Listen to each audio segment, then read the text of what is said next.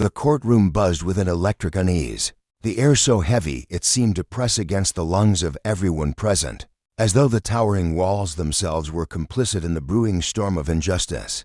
Dust motes floated lazily in the slanted beams of late morning light streaming through high windows, illuminating a scene that felt more like a battlefield than a place of law. At the center stood a man clad in the sharp lines of a police uniform, his chest puffed out with an arrogance that radiated like heat from a furnace. Officer Garrett Huxley's voice sliced through the stillness, a jagged edge of contempt in every syllable, his piercing blue eyes glinting with disdain as they locked onto his target. "You think that robe puts you above the law, huh?" he sneered, his words dripping with a venom so potent it seemed to stain the air itself. His stanch shoulders squared, chin tilted upward was a challenge, a dare, a mockery of the sanctity of the room. The chamber grew taut, every breath held captive as all eyes swiveled toward the elevated bench where Judge Malcolm Graves presided. He sat there, an island of calm amid the chaos, his deep brown eyes steady and unyielding, exuding a dignity that needed no fanfare to assert itself. His dark robes hung about him like a mantle of quiet strength, the fabric creased from hours of deliberation, yet still carrying an air of unshakable resolve. Beneath that composed exterior, though, churned a tempest of emotion, anger simmering low like a coal fire, humiliation gnawing at the edges of his pride, and a bone-deep weariness that had settled into his soul after decades of facing moments. Just like this, he didn't flinch under the officer's gaze. Instead, he met it head-on, his silence a deliberate weapon, sharp and heavy, letting the weight of the accusation hang unanswered for a heartbeat longer than anyone expected. "You forget your place," Malcolm finally said, his voice a low, resonant timbre that rolled through the room like distant thunder, firm, unwavering, and laced with an authority that didn't need to shout to be felt. His hands rested on the bench, fingers splayed against the polished wood, though the faintest tremor betrayed the effort it took to keep his composure. He was a man who had spent his life climbing over barricades others couldn't see, a child of Birmingham's turbulent streets where the echoes of marches and tear gas had shaped his earliest memories. His parents, both teachers who'd faced down bigotry with books and unyielding hope, had drilled into him a belief that justice wasn't just a word, it was a lifeline. Now, in his early 50s, those lessons anchored him, even as the officer's words sought to tear them apart.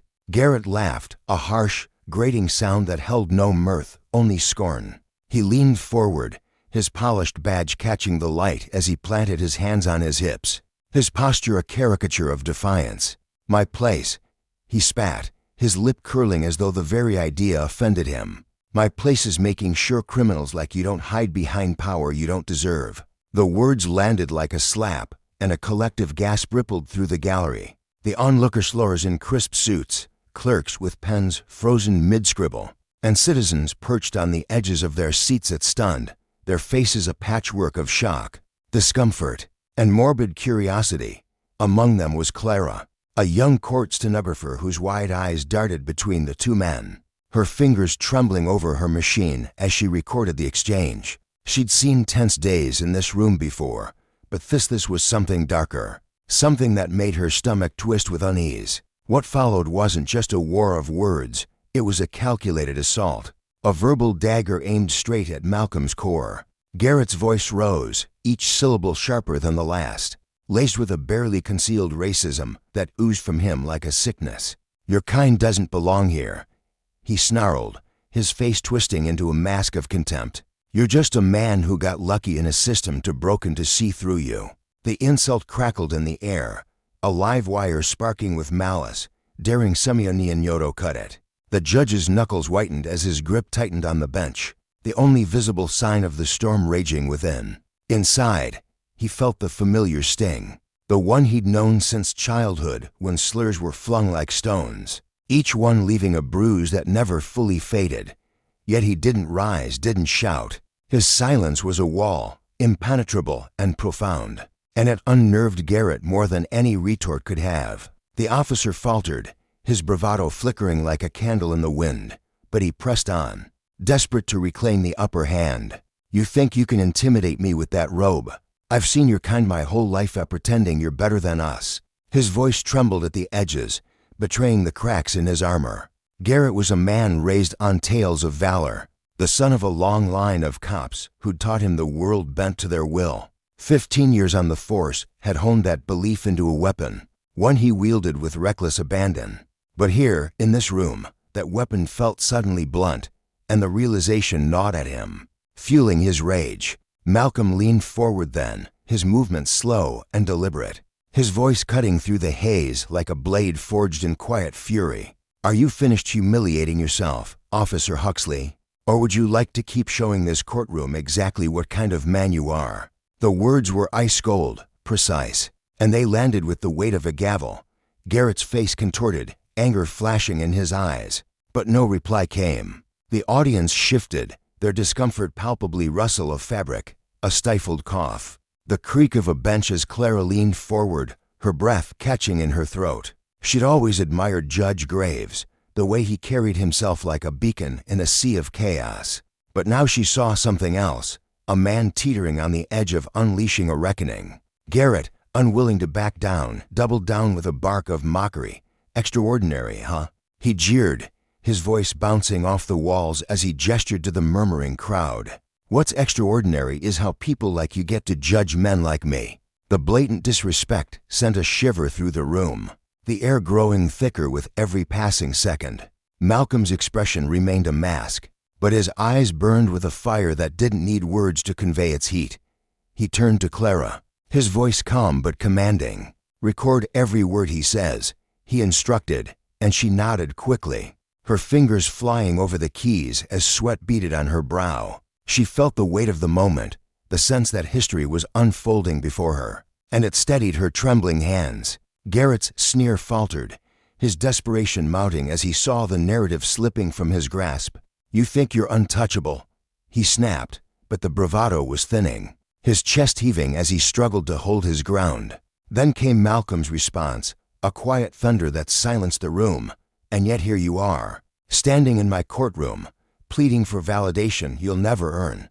The officer froze, his mouth opening and closing like a fish gasping for air, words failing him as the truth of his position sank in.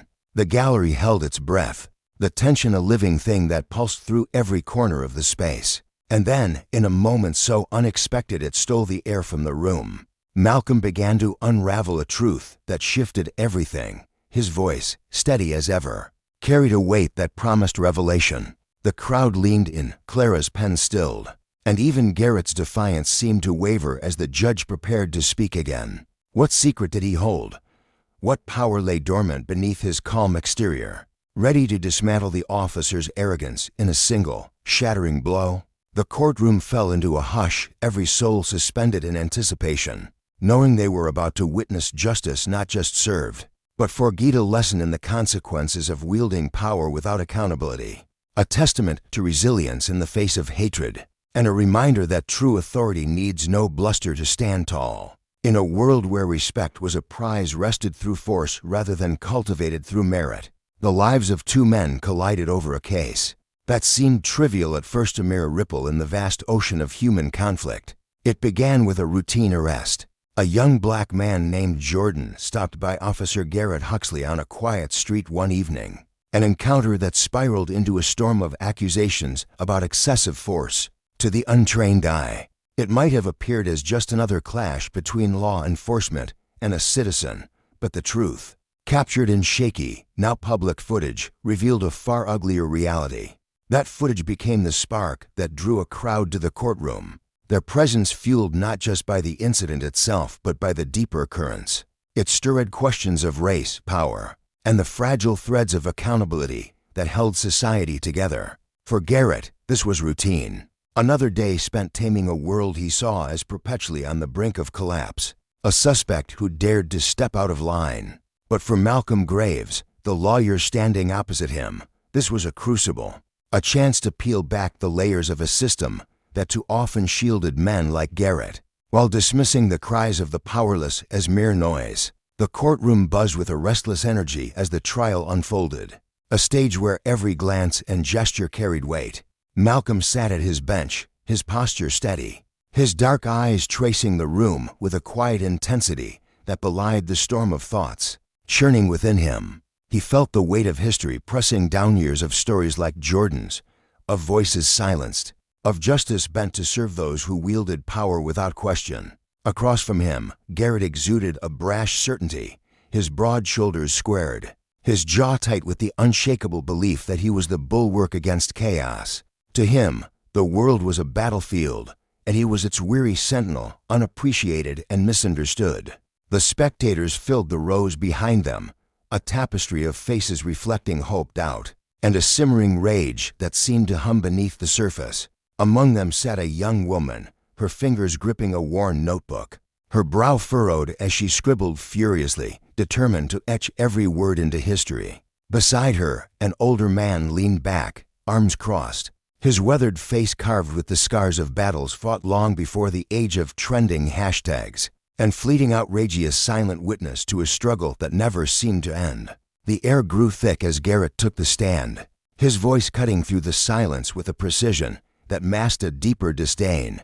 He spoke of a dangerous world, one where hesitation could spell death, where his years of service had forged him into a guardian of order. His words painted him as a martyr, a man who'd sacrificed comfort and safety for a society that spat in his face. Inside, he felt a flicker of pride, a certainty that his actions were righteous, even as the eyes of the crowd bore into him like needles.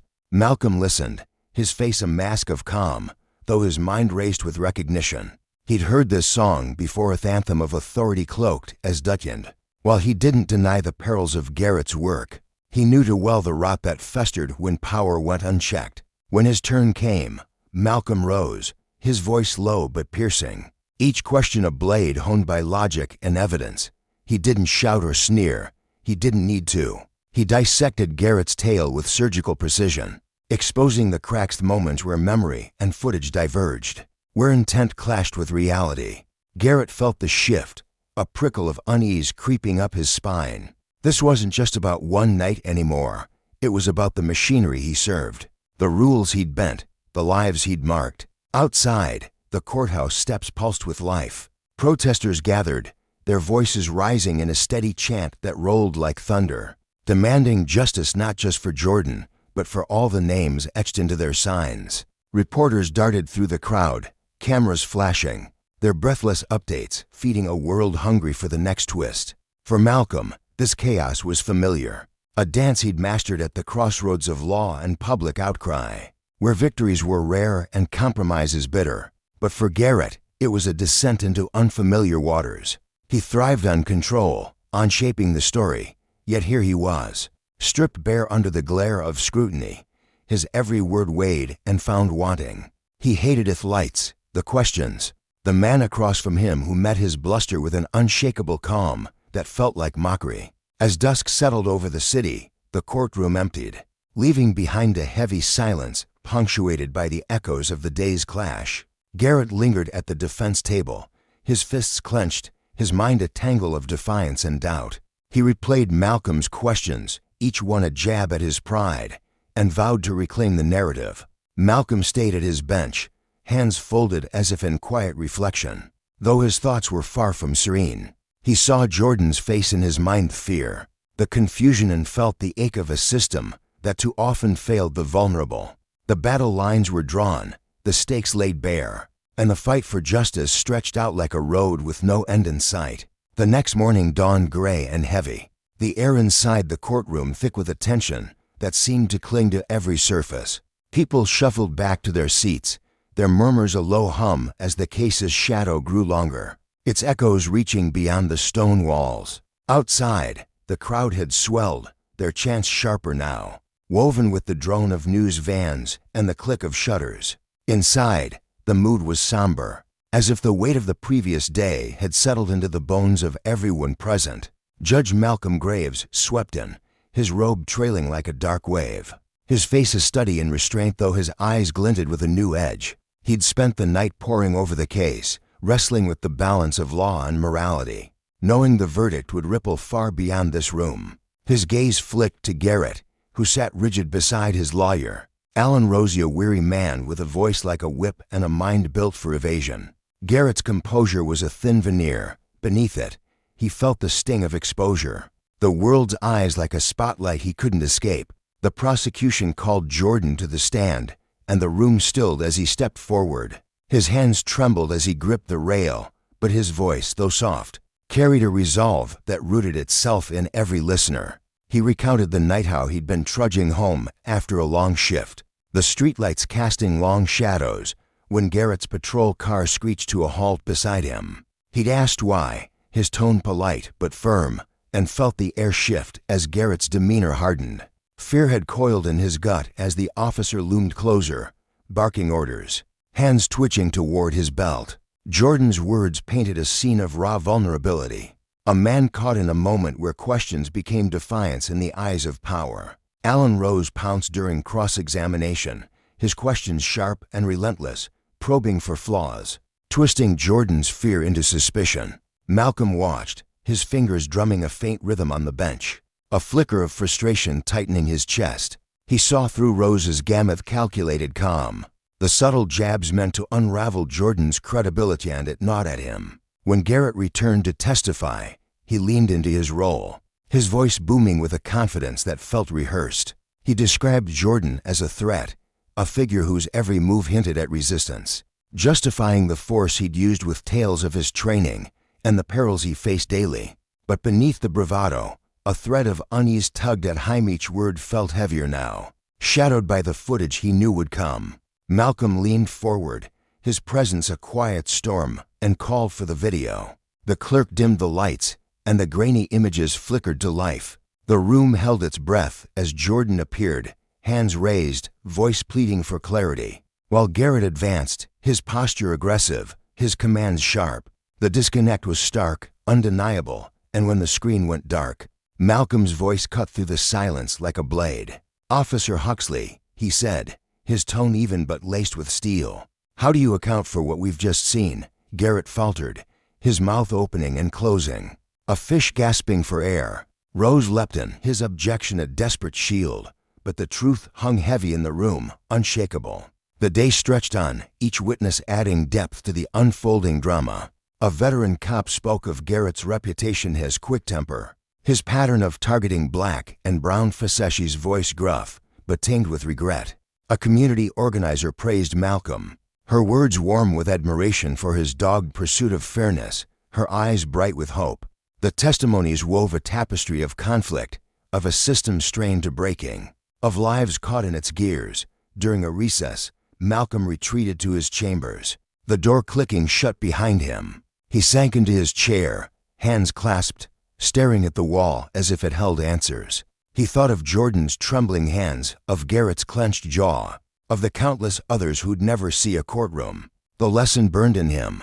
Justice was a fragile thing, easily warped by those who wielded power without restraint, and its absence left scars that spanned generations. Outside, the protesters' voices rose, a chorus of defiance and longing, while inside, the trial pressed on, a slow unraveling of truths too long buried. For Garrett, it was a reckoning he'd never sought, a mirror held to his choices. For Malcolm, it was a fight he'd always known, a reminder that the cost of unchecked power was paid in human lives, and that justice, when it came, was both a victory and a warning. The late afternoon sun filtered through the tall windows of the courtroom, casting long, jagged shadows across the worn wooden floors. Judge Malcolm Graves sat behind the towering bench, his fingers tracing the smooth, cool surface of the gavel resting before him. It felt heavier today, not just in his hand, but in his Sula, symbol of the burden he carried, a reminder of the countless battles he'd fought to earn his place here.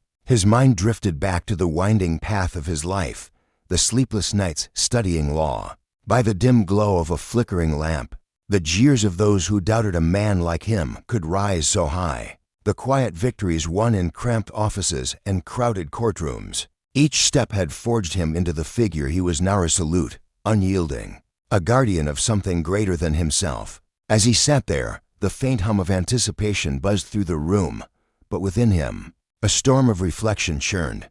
This wasn't just a trial, it was a reckoning. Across the room, Officer Garrett Huxley sat at the defense table, his broad shoulders stiff as iron, his hands hidden beneath the table where his knuckles whitened with every clench of his fists. The lines on his face were etched deep, a map of sleepless nights and simmering resentment. He'd always carried himself with an air of unshakable confidence, a man who believed his badge made him untouchable. But now, as the weight of the trial pressed down, that armor showed signs of cracking. His sharp blue eyes darted between the spectators, a sea of faces watching him with a mix of contempt and curiosity, and the judge, whose steady gaze pierced through him like a blade. Garrett's lawyer, a weary man with slicked-back hair and a perpetual frown, leaned in to whisper something, his words quick and urgent. Garrett barely acknowledged him, his jaw tightening as his mind raced. He wasn't just fighting for his career. He was fighting for the story he'd told himself for years, that he was the hero, the protector, the one who kept chaos at bay. The prosecutor, a woman named Elise Carter, rose to her feet with a presence that commanded the room. Her dark hair was pulled back tightly, accentuating the fierce determination in her eyes. Her voice sliced through the thick tension like a winter wind, crisp and unrelenting. As she launched into her closing argument, she spoke of a system rotting from within, of power wielded without restraint, of a man who'd crossed lines not once but repeatedly. She gestured toward the grainy footage projected earlier in the trial images, of Garrett pinning a young man named Jordan to the asphalt, his knee pressed hard against the boy's back, his face a mask of cold indifference. She recounted the trembling voices of witnesses, a shopkeeper who'd watched in horror, a mother who'd cried out for mercy, a teenager who'd filmed it all with shaking hands. Each word she spoke was a brick laid in a wall of evidence, her tone steady, but laced with a quiet fury that made the air feel electric. The gallery shifted uncomfortably, their murmurs rising like a distant tide. Garrett's face twitched as Elise's words landed.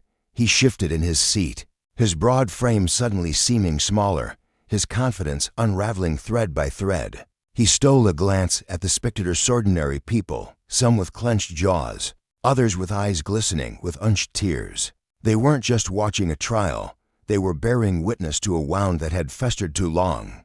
Garrett's chest tightened, a flicker of doubt creeping into the fortress of his mind. He'd always told himself the world didn't understand, that the streets were a battlefield, that he was the soldier keeping the peace. But now, as those eyes bore into him, he felt the ground beneath that belief tremble. When it was his turn, Garrett stood slowly, his movements deliberate, as if he could will his old swagger back into existence. The room fell silent, every breath held, every gaze locked on him. He cleared his throat, the sound harsh in the stillness, and began to speak. His voice was steady at first, recounting the dangers he faced, daylight shadowed alleys, the sudden threats, the split-second choices that could end in blood. He painted himself as a man under siege, a servant of order in a world teetering on chaos. But as he spoke, his words grew brittle, his calm fraying at the edges. He sidestepped the footage, the witnesses, the accusations, instead leaning on vague pleas about public perception and media distortion. A faint sneer curled his lip as he glanced at Malcolm, his tone sharpening with a barbed remark. "It's easy to judge from up there, from people who've never had to make the calls I do." The jab hung in the air, a dare, a spark tossed into dry grass. Malcolm's face remained a stone wall, but his eyes darkened, a shadow of something deep and unspoken flickering within them. He'd heard such words before, dismissals, deflections, the tired rhetoric of those who hid behind their authority. Inside, a fire smoldered. He thought of Jordan, the young man at the heart of this case, barely 20, his future now scarred by that brutal arrest. Malcolm knew that fear, that helplessness. He remembered his own youth, the times he'd been stopped on empty streets, questioned not for crimes, but for the color of his skin, his heart pounding as he swallowed his anger to survive. Those memories weren't just echoes, they were the fuel that had driven him here, to this bench, to this moment. The room exhaled as Garrett sat down, the tension shifting like a tide pulling back before a wave. All eyes turned to Malcolm. He let the silence stretch, his hands resting lightly on the gavel, his mind a battlefield of resolve and restraint. When he spoke, his voice was a low rumble, steady, but charged with an unshakable weight. "This courtroom," he began, each word carved with precision, "is not a stage for excuses. It is a crucible for truth, a sanctuary for accountability, a cornerstone of justice. Officer Huxley, what we've seen Herethi footage. The testimonies don't just tell the story of one night. It reveals a pattern, a shadow cast over the very ideals you swore to protect. Garrett's lawyer shot to his feet, his voice sharp with objection. But Malcolm silenced him with a raised-handed gesture so calm, yet so absolute, that the man sank back into his seat, his protest dying in his throat. "I've ensured this trial has been fair," Malcolm continued, his gaze sweeping the room before settling on Garrett. "You've had every chance to defend yourself, but the facts stand like mountain simable, undeniable. I've dedicated my life to this pursuit, not just as a judge but as a man who's felt the sting of injustice in his bones. This case isn't about one officer's actions alone. It's about the ripples they send, trust they shatter, the lives they fracture, the system they weaken." Garrett's face hardened, his jaw a tight knot as he glared at Malcolm. "You don't know me," he snapped, his voice low but crackling with fury. "You sit there in your robe, acting like you're above us all, but you've never been out there. You don't know what it takes." The words spilled out like venom, raw and reckless, his composure crumbling under the weight of his own defiance. Malcolm leaned forward, his eyes locking onto Garrett's with a force that seemed to still the very air. "You're right, Officer Huxley," he said, his tone unwavering, but laced with a quiet intensity. "I don't know your world, the weight of that badge, the chaos of those streets. But I know Jordan's world. I know the terror of being judged not for what you've done, but for who you are. I've walked that road, felt that shadow, and that's why I'm here, not to rise above, but to ensure that power doesn't twist justice into something it was never meant to be." Garrett's face flushed crimson, his hands trembling as he gripped the edge of the table. "This isn't about justice," he spat, his voice rising. "This is about you making a statement, using me to prove some point." The accusation echoed through the room, a desperate swing from a man cornered by his own choices. Malcolm didn't flinch. His voice remained a steady flame, burning brighter now with purpose. "The only point here, Officer Huxley, is that accountability isn't a choice, it's the bedrock of the law. It's why this room exists, why we gather here. No one stands above it, not you, not me, not anyone." The silence that followed was suffocating, Malcolm's words sinking into the walls, the benches, the hearts of everyone present. Garrett's lawyer fidgeted, his fingers twisting together as he whispered something futile to his client. Garrett didn't respond, his eyes locked on Malcolm, defiance warring with a creeping unease. Malcolm leaned back, his gaze broadening to encompass the courtroom spectators with their weary, hopeful faces, the bailiff standing rigid by the door, the clerk scribbling notes with a trembling hand. "This case," he said, his voice softening but losing none of its power, "lays bare the cracks we've ignored too long. It shows us the biases that linger, the harm they inflict, the trust they erode. It's on all of us to face that truth, to demand more, to hold each other to a higher standard. This isn't just about what happened, it's about what we choose to build from it, the legacy we leave for those who come after." The room held its breath, the stillness profound as Malcolm's words settled like dust after a storm. Garrett's mask of confidence lay in shards, his eyes betraying a tangle of anger, fear, and something softer, perhaps the faint stirrings of doubt. The spectators watched, their expressions a kaleidoscope of emotion. An elderly woman clutching a handkerchief, her lips trembling with hope, a young man in the back, his fists tight with rage, a mother cradling her child, her eyes glistening with quiet resolve. They all knew the next moment would shift the world beneath their feet. Malcolm's hand hovered over the gavel, its weight a tangible force in his grasp.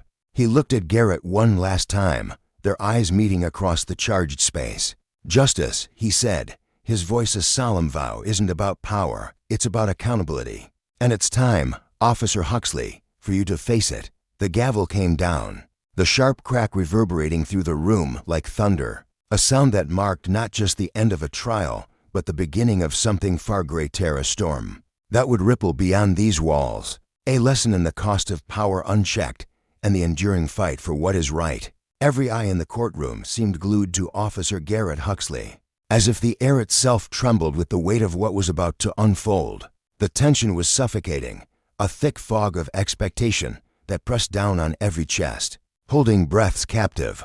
Garrett sat rigid at the defense table, His broad hands wrapped around the edge of the wooden surface with such force that his knuckles gleamed pale against his tan skin, the veins bulging beneath the surface like rivers straining against their banks. His face, usually set with the hard lines of authority, now flickered with something raw defiance wrestling with a creeping unease that he couldn't quite bury. Beside him, his lawyer leaned in close, the man's thin frame hunched as he whispered fiercely, his words sharp and urgent, tumbling over one another in a desperate bid to pull Garrett back from the edge.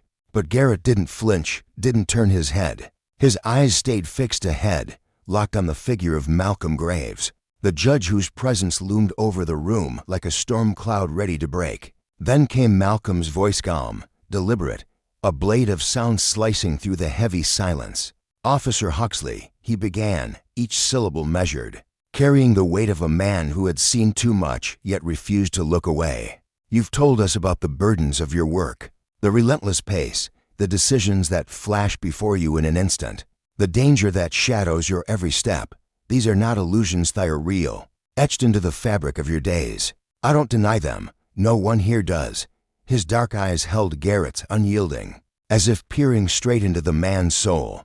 "But what you've danced around, what you've turned your back on, is the wreckage left behind when those choices aren't born from duty, but from something darker, something rooted in bias you won't name." The words hit Garrett like a jolt, snapping him out of the trance that had held him still. His head jerked up, his jaw tightening as a surge of indignation flared within him. "Bias," he spat, his voice rising, rough with the heat of a man who felt cornered. "You don't have a damn clue what you're talking about. I do my job damn well, too. Out there, I don't have the luxury of sitting around, overthinking who someone is or where they're from. I'm keeping this city safe, people like you don't get that."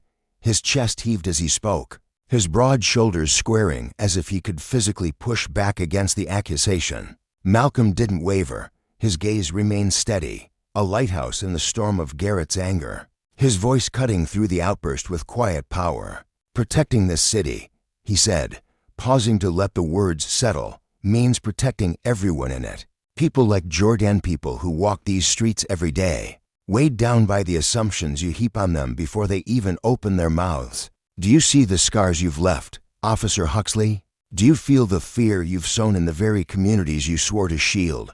His tone wasn't loud, but it carried a force that filled the room, a call to reckon with truths Garrett had long ignored. Garrett's frustration erupted. He shoved his chair back with a screech that grated against the polished floor, the sound sharp and jarring in the stillness. Standing now, his imposing frame towered over the table, his face flushed red with a fury he could barely contain. "You don't know what it's like out there," he roared, his voice cracking with the strain of emotions he'd kept locked down too long. "You sit up there, all high and mighty in that robe, pointing fingers, passing judgment, but you've never had to stare down the barrel of a gun, never had to choose in a heartbeat who lives and who doesn't. You don't know the half of it."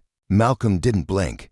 He sat motionless behind the bench, his hands folded calmly, his expression carved from stone. When he spoke again, his voice was a surgeon's scalpel, precis, unrelenting, cutting straight to the core. "And yet, here we are, Officer Huxley," he said, his words slow and deliberate, each one landing like a stone dropped into still water. "We're here because of the paths you've chosen, because of the lives you've all trodden it by necessity, but by the weight of your own unchecked will. Consequences don't vanish just because you refuse to see them." Garrett's lawyer shot to his feet, his weary frame bristling with agitation. "Your Honor," he barked, his voice sharp with indignation, "this rhetoric is inflammatory, completely out of line for these proceedings. It's irrelevant to the facts of the case." His hands gestured wildly, as if he could sweep Malcolm's words from the air. He was a man accustomed to arguing his way out of tight corners, his thin lips pressed into a tight line, his eyes darting nervously between the judge and his client. Malcolm turned his head slowly, fixing the lawyer with a look that was both calm and piercing, a quiet storm brewing beneath the surface. "On the contrary," he said, his voice cool but firm, "this is the heart of it. This courtroom isn't just a stage for actions, it's a mirror for the intentions behind them, the patterns they weave, the ripples they leave in their wake. This is about accountability." "Counselor," "Sit down." His hand rose slightly, a simple gesture that carried the weight of authority, silencing the lawyer mid-breath. The man hesitated, his jaw clenching with barely suppressed frustration, before sinking back into his seat, his hands balling into fists on the table. Garrett, still standing, wasn't done. His chest rose and fell rapidly, his breath ragged as he glared at Malcolm. "You want to talk consequences?" he demanded, his voice trembling with a mix of rage and desperation. "Fine, let's talk. Let's talk about the scum I've hauled off these streets, the families who sleep safer at night because of me, the lives I've saved while you sit there playing king. What have you done, Judge Graves, besides perch up there acting like you're above us all?" His words were a challenge, flung like a gauntlet, his eyes blazing with a fire that dared Malcolm to answer. Malcolm's eyes narrowed, a flicker of something fierce igniting within the manger. Yes, but tempered by a resolve forged through years of facing down men like Garrett. "What I've done," he said, his voice low and resonant, "is pour my life into making sure justice isn't just a hollow promise. I've worked to hold those with power like you answerable for what they do. I've fought so that every soul who steps into this room walks out knowing their voice mattered. That's what I've done." His words hung in the air, heavy with the weight of a man who carried the burden of his calling every single day. Garrett let out a laugh, sharp and jagged, slicing through the tension like a broken shard of glass. "Fairly," he sneered, the word dripping with bitterness. "Don't kid yourself. You think this trial's fair? You think I'm here because of my actions? No, I'm here because of this uniform. Because I'm the one out there enforcing the law while you play judge and jury." His hands clenched at his sides, his knuckles whitening again as he fought to hold on to the certainty that had once defined him. Malcolm leaned forward slightly, his hands still clasped on the bench, his voice dropping to a tone so steady it seemed to anchor the room itself. "You're here, Officer Huxley, because of what you've done with that power, because of the harm you've caused, because no one, not even you, in that uniform stands above the law." His words were a quiet thunder, rolling through the courtroom, and for a fleeting moment, something shifted in Garrett's eyes, a crack in his defiance, a shadow of doubt he couldn't quite shake. He masked it quickly with a sneer. But the damage was done. "The law," Garrett shot back, his voice quieter now but no less bitter, "is just ink on paper. What matters is who's got the strength to back it up." His shoulders were still squared, but there was a tremor in his stance, a weariness creeping in. Malcolm's gaze didn't falter. "And that," he said, his voice rising just enough to carry a new edge, "is exactly why you're here. Power without restraint isn't justice, it's tyranny. And this court exists to remind you of that." The room fell silent, the air thick with the weight of his words. Garrett's face was a battlefield hunger clashing with fear, frustration tangling with a dawning realization he couldn't fully suppress. He opened his mouth, but no words came. Malcolm didn't give him the chance. "This isn't just about you," Malcolm continued, his voice swelling with a conviction that seemed to lift him from the bench. "It's about the people you've wounded, the trust you've fractured, the system you wear like a shield.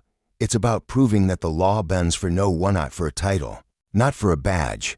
Justice demands that much." Garrett's shoulders sagged, the fight leaching out of him as Malcolm's words pressed down like a physical weight. He sank back into his chair, his lawyer's hand gripping his arm, whispering something frantic. But Garrett didn't respond. His head bowed, his hands limp on the table, the bravado that had carried him through the trial crumbling into dust. Malcolm straightened, his eyes sweeping the courtroom, taking in the sea of face, some hopeful, some furious, all hanging on the moment. "This case isn't simple," he said, his voice softer now but no less resolute.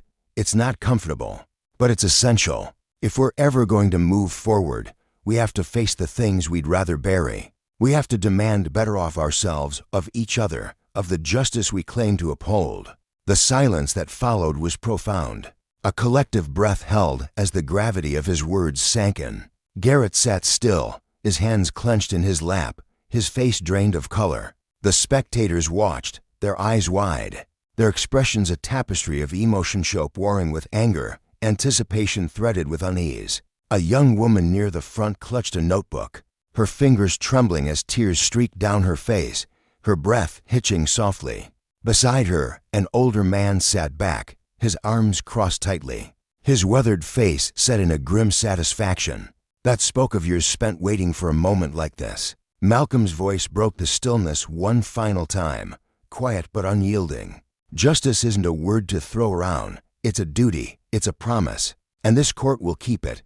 The gavel came down, a sharp crack that echoed like a thunderbolt, reverberating through the room. The silence lingered, heavy and unbroken, long after the sound faded. For a moment, it felt as though the world had paused, the weight of the verdict pressing on every soul present. Behind the bench, Malcolm Graves remained still, his hands resting on the smooth wood, his face a mask of calm. Inside, though, he felt the familiar ache of responsibility settle over him, a burden he'd carried for years. This wasn't victory, it never was. Justice, he knew, was a jagged, imperfect thing, a pursuit that left no one unscathed. Across from him, Garrett slumped at the table, his once proud posture reduced to a shell. His lawyer murmured urgently, but Garrett's eyes were distant, searching the gallery for something interesting, perhaps, or forgiveness, and finding only cold stares or quiet disdain. The room began to stir, murmurs rising like a tide. The young woman wiped her eyes, her hands still shaking, while the older man uncrossed his arms, leaning forward slightly as if ready to carry the moment with him. Malcolm rose slowly, his robes rustling softly, and the chatter died instantly when he spoke again. His voice was a quiet anchor in the storm. The lesson was clear. Power could build or destroy, but it could never escape consequence. And in that truth lay the fragile hope of justice. The courtroom lay hushed, its air thick with anticipation, as Judge Malcolm Graves stood behind the bench, his demeanor a blend of serenity and unwavering determination. His voice, steady and resonant, cut through the stillness as he delivered the ruling that would ripple far beyond these walls. This wasn't the final word, he declared, but a single stride in a marathon of steps toward confronting the deep-seated challenges that plagued their society. Justice, he emphasized, wasn't just about holding people accountable, like demanded introspection, a piercing look into the systems they'd built and the hidden prejudices that silently steered them. He paused, his dark eyes sweeping across the room, lingering on the mosaic of faces staring back at him, some tense with hope, others hardened by skepticism. What happened next, he urged, carried weight not only within this chamber but in the streets and homes beyond it. The choices they made, the dialogues they dared to begin, the actions they took, these would decide if this day marked a pivot toward lasting change, or dissolved into yet another fleeting spark of resolve extinguished by apathy. The silence held for a moment, heavy and unbroken, as his words pressed down on the gathered crowd like a physical force. Then, with a deliberate turn, Malcolm stepped away from the bench, his black robes trailing faintly behind him. As he retreated into the shadowed recess of his chambers, the courtroom exhaled as he vanished, the stillness giving way to a slow, uncertain shuffle. People rose from their seats, their movements sluggish, as if reluctant to leave the gravity of the moment behind. The gallery drained gradually, spilling its occupants into the blinding daylight outside, where the atmosphere shifted dramatically. Chaos reigned beyond the courthouse doors. Protesters' chants swelled into a thunderous roar, their voices bouncing off the stone walls in a relentless echo. Reporters jostled for position, their cameras flashing like predatory eyes, hungry for a soundbite from anyone bold enough to speak. Amid the clamor, Garrett slipped out through a side exit, his hurried steps betraying a man desperate to escape the spotlight now scorching his back. Flanked by his lawyer and a tight knot of officers, he moved with a frantic energy, his polished shoes striking the pavement as if he could outpace the verdict that had just branded him. The media swarm descended, their shouted questions slicing through the air, sharp, insistent, merciless. Garrett kept his head bowed, his face a blank mask, though beneath it churned a tempest of emotions he could scarcely name. Anger flared hot in his chest, a bitter ember stoked by disbelief this couldn't be happening. Not to him. Shame coiled tighter, a cold snake wrapping around his ribs, squeezing until he could barely breathe. He'd spent years on the other side of this system, wielding its power with a confidence that bordered on arrogance, never dreaming it could turn its gaze on him. His lawyer, a weary man with a pinched expression, thrust an arm out to shield him, barking no comment into the fray.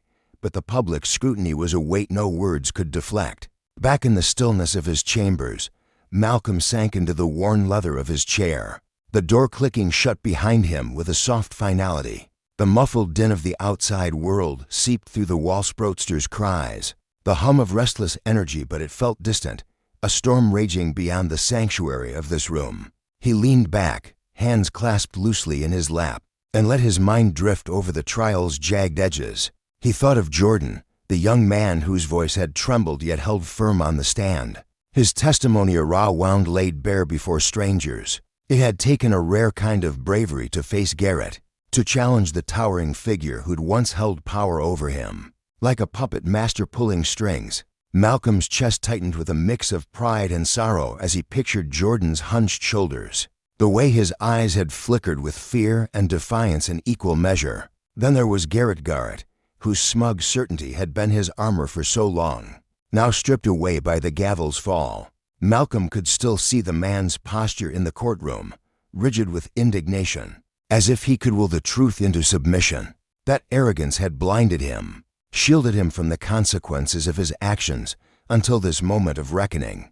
But beyond these two men stretched a vast, tangled wet system itself, a labyrinth of rules and rituals that ensnared countless others like Jordan and Garrett, lives bent and broken by forces they couldn't fully grasp, shaped by the whims of power and the shadows of bias.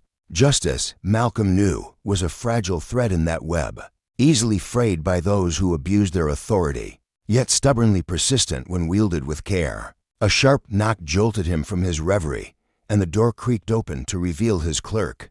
A young woman with a stack of papers clutched to her chest. Her eyes flicked to his, hesitant, before she stepped forward and placed the documents on his desk.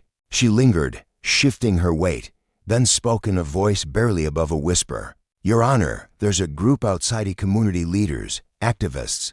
They're asking to see you. They want to thank you." Malcolm nodded, his expression unreadable but thoughtful, a faint crease forming between his brows. "Tell them I'll be out soon," he replied, his tone quiet yet resolute. She dipped her head and slipped away, leaving him alone once more with the hum of his thoughts. Outside, the crowd had ballooned, a pulsing mass of celebration and discontent. Some voices rang with triumph, fists raised in victory as they hailed the verdict as a long overdue crack in the wall of impunity. Others stood apart, their faces etched with solemnity or simmering anger, seeing in the ruling a betrayal of their own unspoken loyalties. Garrett's hasty exit had only fanned the flames, deepening the rift between those who cheered for justice and those who mourned a fallen idol. Yet amid the turmoil, a cluster of community leaders held their ground, their calm presence a lighthouse in the stormy sea of emotion. Among them stood a woman with silver-streaked hair, her posture radiating authority earned through decades of tireless struggle. Her eyes, sharp and unwavering, tracked Malcolm as he emerged from the courthouse, his robes catching the breeze in faint, rippling waves. The crowd hushed as he approached, a ripple of anticipation spreading through them. The woman stepped forward, her voice cutting through the quiet with a simplicity that carried the weight of her years. "Thank you," she said, and though the words were spare, they vibrated with gratitude and hard-won hope. Malcolm met her gaze, his own eyes mirroring her resolve. Though exhaustion tugged at the edges of his features, "It's not enough," he replied, his voice low but firm, each syllable deliberate. "There's still so much left to do." Her expression softened, a faint smile touching her lips. "But it's a start," she countered gently, "and sometimes that's all we can hope for." The throng began to thin, people drifting back to their lives, carrying with them the day's echoes buoyed by possibility, others weighed down by doubt. For Malcolm, the work was far from finished. The trial might have closed, but justice was an unending chase, a pursuit that demanded not just courage, but a relentless devotion to truth. The courthouse stood nearly empty now, its halls silent save for the faint hum of the building settling into dusk. Yet the air still thrummed with the ghosts of what had transpired, a lingering testament to the clash of power and accountability. Malcolm remained in his chambers, the gavel resting on his desk like a silent sentinel. He leaned back, eyes tracing the ceiling's familiar cracks. Wrestling with the tide of emotions, he'd kept at bay all day, pride in Jordan's stand, frustration at the system's flaws, and a gnawing ache for every soul still trapped in its gears. Another knock broke his solitude, softer this time, and the door eased open. Jordan stepped inside, his frame slight against the room's somber expanse, his movements tentative as if testing the ground beneath him. His face was a battlefield of relief and uncertainty, his hands buried deep in his jacket pockets. "Judge Graves," he began, his voice quieter than it had been on the stand, frayed at the edges. I wanted to thank you. For today. For everything." Malcolm straightened, motioning to the chair across his desk with a gentle sweep of his hand. Jordan hesitated, then crossed the room and sat, his eyes darting nervously over the bookshelves, the framed certificates, the worn wood of the desk, as if questioning his right to be there. Malcolm leaned forward, elbows resting on the desk, his stern features softening. "You don't owe me thanks, Jordan," he said, his tone warm but firm. "You owe yourself that. It was your courage, your choice to speak when silence would have been easier, that turned the tide today." Jordan shifted, his gaze dropping to his hands, fingers twisting together. "It didn't feel like courage," he confessed, voice barely audible. "It felt like I was just trying to make it through." Malcolm's nod was slow, thoughtful, his eyes glinting with a quiet understanding. "Surviving can be the bravest act of all," he said, "and speaking truth in a world that wants to bury it, that's a strength most will never fathom." Jordan lifted his head, meeting Malcolm's gaze for the first time, a flicker of hope warring with doubt in his eyes. "Do you think it'll change anything?" he asked, his voice a fragile thread. "What happens now? Will it even matter?" Malcolm didn't flinch, though his expression grew heavier, as if he carried Jordan's question like a stone alongside his own uncertainties. "Change doesn't come fast," he replied, measured and honest, "and it's never simple. But it begins with moments like this, with people like you refusing to stay silent. It's a long path, but every step counts." Jordan nodded, his shoulders easing as he let out a breath he hadn't realized he'd been holding. "It's hard," he murmured, "knowing there are so many out there like him, people who don't see us as human, who think they can get away with anything because no one's ever stopped them." Malcolm's voice dipped, softer now but no less resolute. "That's why we keep fighting," he said. "That's why we hold them to account whenever we can. Every time we do, we send a message to them, to the world, that justice isn't just an idea, it's a vow we keep renewing." Silence settled between them, thick with the day's weight, yet somehow lighter for being shared. Jordan rose slowly, his movements steadier now, and offered a quiet, "Thank you, Judge Graves," stronger this time, imbued with a newfound solidity. Malcolm stood too, extending a hand. Jordan took it after a heartbeat's pause, their grip firm, a bridge forged in that clasp. "You deserve to be seen, Jordan," Malcolm said, his voice unwavering. "Don't let anyone tell you different." As Jordan slipped out, Malcolm sank back into his chair, the room's quiet wrapping around him once more. His thoughts swirled anew, circling back to the lesson etched into this day. Power, unchecked, devoured lives, but justice fragile, imperfect, relentless, schooled claw them back. The echoes of Garrett's fall and Jordan's stand lingered, a reminder that every gavel strike was a chance to mend what arrogance had broken. Outside, the world churned on, noisy and unyielding, but within these walls, Malcolm felt the pulse of something enduring, a commitment to a fight that would outlast him. One step at a time. The weight of the day pressed heavily on Garrett Huxley. As he sat alone in a dimly lit corner of the courthouse, the echoes of the trial still reverberating through his mind, the fluorescent lights overhead buzzed relentlessly, casting a stark, unforgiving glow across his weathered face. Deep lines of exhaustion and strain carved their way into his skin, etched there by hours of relentless questioning and the gnawing realization that his world was unraveling. His hands rested in his lap, fingers clenched so tightly that his knuckles whitened. As if by sheer force, he could hold himself together against the storm brewing within. The air around him felt thick, suffocating, charged with the unspoken consequences of his actions, consequences he could feel looming, but couldn't yet fully grasp. The heavy wooden door creaked open, slicing through the oppressive silence, and a familiar figure stepped inside. Officer Miller, a man Garrett had known for years. a colleague who had seen him through countless shifts on the beat. Garrett's head jerked up, his bloodshot eyes flickering with a tangled mix of relief and irritation. "Miller," he rasped, his voice raw and gravelly from the strain of the day. "You have no damn clue what I've been through today." Miller didn't rush to respond. Instead, he crossed his arms and leaned casually against the wall, his broad frame casting a shadow that seemed to stretch across the room.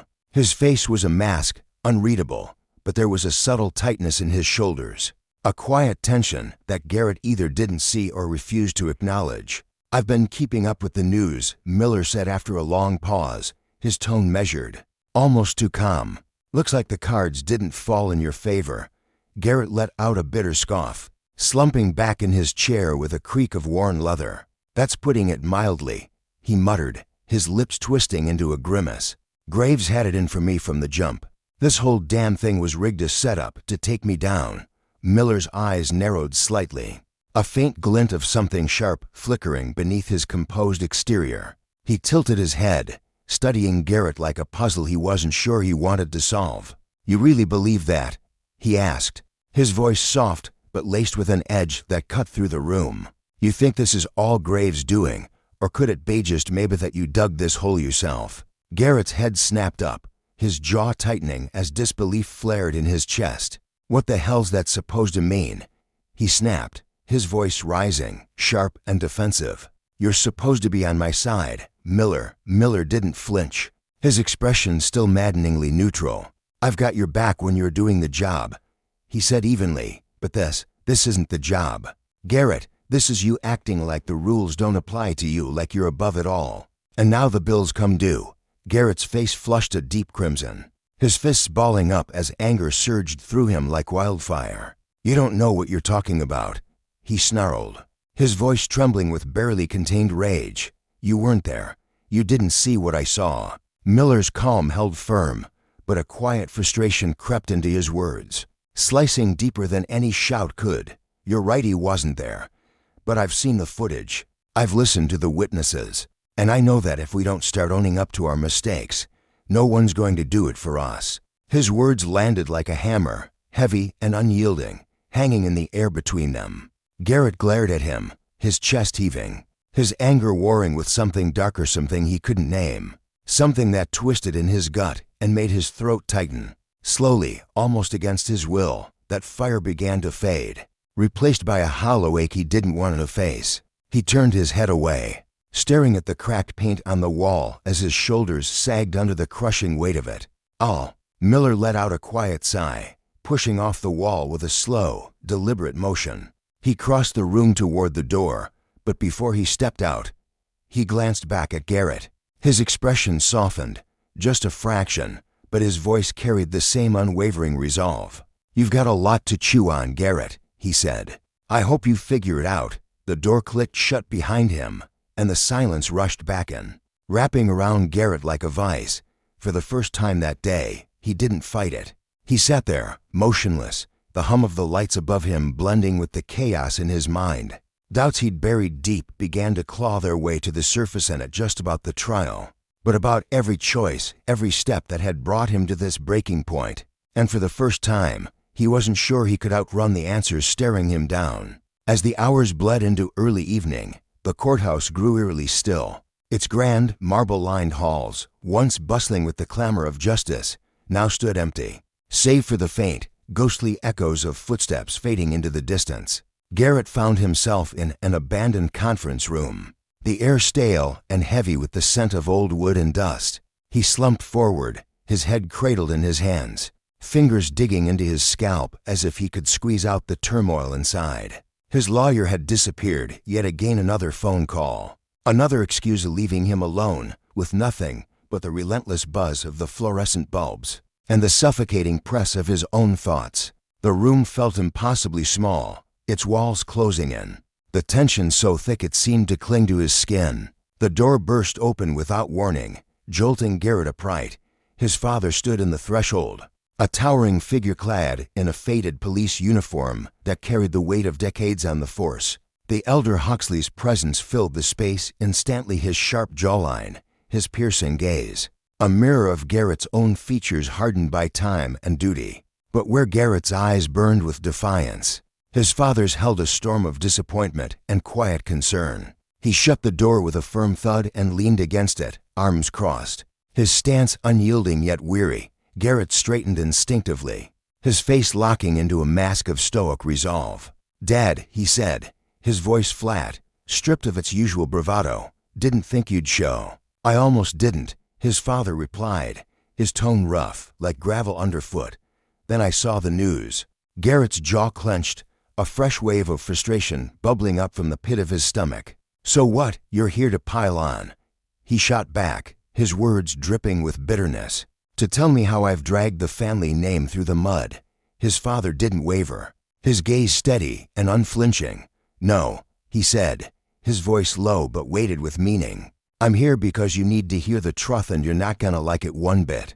Garrett's laugh was harsh, jagged, cutting through the stillness. "The truth. Spare me, Dad. I've had my fill of sermons today." But his father didn't budge, his eyes drilling into Garrett's with an intensity that made the younger man squirm. "You think this is about a lecture? That I'm here to wag my finger at you like some kid who broke curfew? No, Garrett. I'm here because what you've done, it's not just a screw-up. It's a mark on you, on that badge, on everything I spent my life trying to teach you." The words ignited something in Garrett. He surged to his feet, the chair scraping loudly against the tile floor. A screech that echoed in the cramped space. "Everything you taught me," he shouted, his voice cracking with fury. "You mean how to do my damn job? How to keep these streets safe, keep order when no one else will." His father's voice rose to meet him, sharp and commanding, slicing through Garrett's tirade like a knife. "I taught you to honor the badge to protect the people we swore to serve. But you've lost sight of that, haven't you? You let your ego, your biases, twist everything that uniform stands for." Garrett's fists tightened at his sides, his face flushing red as he fought to hold back the torrent of rage and shame warring inside him. "You weren't there," he spat, his voice trembling with raw emotion. "You didn't see what I saw out there. I don't know what it takes." The older man stepped closer, his presence towering, his voice dropping to a quiet, steely calm that hit harder than any yell. "You're right, he wasn't there. But I've been on those streets longer than you've been breathing, Garrett. I've faced the danger, made the hard calls, and I've seen what happens when you let that power go to your head. That's what you've done, and it's tearing you apart." The words struck Garrett like a physical blow, stealing the air from his lungs. He stumbled back, his eyes darting away as the room fell silent, the tension crackling like a live wire. Slowly, he sank back into his chair, the fight draining out of him, leaving only a hollow shell. "I didn't mean for it to go this far," he whispered, his voice barely audible, fragile and broken. "I thought I was doing right, protecting people, following the rules." His father's expression softened, just enough to reveal the ache beneath his stern facade. But his tone remained firm.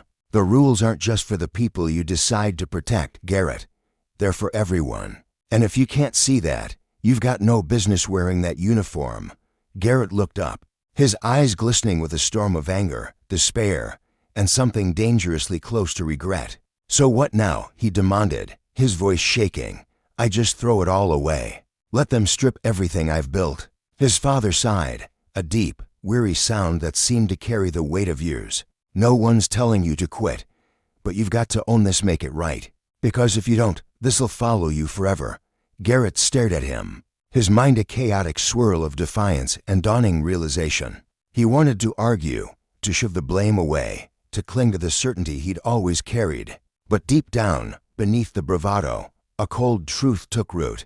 He'd crossed a line, and the consequences weren't just a punishment, they were a mirror, forcing him to confront who he'd become. Before he could muster a reply, the door swung open again, and his lawyer stepped in, his face drawn tight with urgency.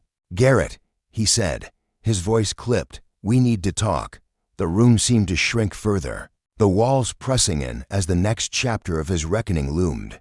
Justice, Garrett was beginning to understand, wasn't just a verdict, it was a relentless force, exposing the cost of power misused, and it spared no one, not even him. The air in the room felt thick, almost suffocating, as Garrett's father stood in the doorway. his broad shoulders casting a shadow that stretched across the hardwood floor. His voice, sharp and clipped like the crack of a whip, sliced through the tense silence. "We need to talk," he said, his tone carrying an edge of urgency that Garrett couldn't ignore. For a fleeting moment, the older man's eyes locked onto his son's, searching, pleading, perhaps even grieving, before he turned away. His heavy footsteps echoed faintly as he moved toward the door, each step deliberate, like a man carrying a burden too large to name. At the threshold, he stopped, his hand resting on the frame, and glanced back over his shoulder. "You've got a choice to make, Garrett," he said, his voice softening but weighted with meaning.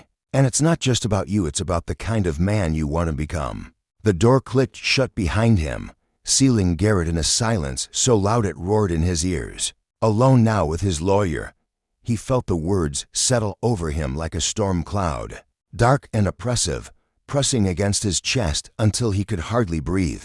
Garrett sat motionless, his hands clenched into fists on his lap, his knuckles whitening as the reality of his father's departure sank in. The quiet stretched on, an unbearable void that amplified the chaos swirling in his mind. Finally, he forced the words out, his voice hollow, stripped bare of its usual confidence. "What is it?" he asked, his gaze flickering toward the lawyer seated across the table. The man hesitated, his face a mask of professionalism that betrayed nothing, no sympathy, no judgment, just an unreadable stillness. After a beat, he leaned forward slightly, his chair creaking under the shift in weight. "The DA's office is considering additional charges," he said, his words landing like stones in a still pond, sending ripples of dread through Garrett's core. "If they push forward with this, things are going to get a hell of a lot worse."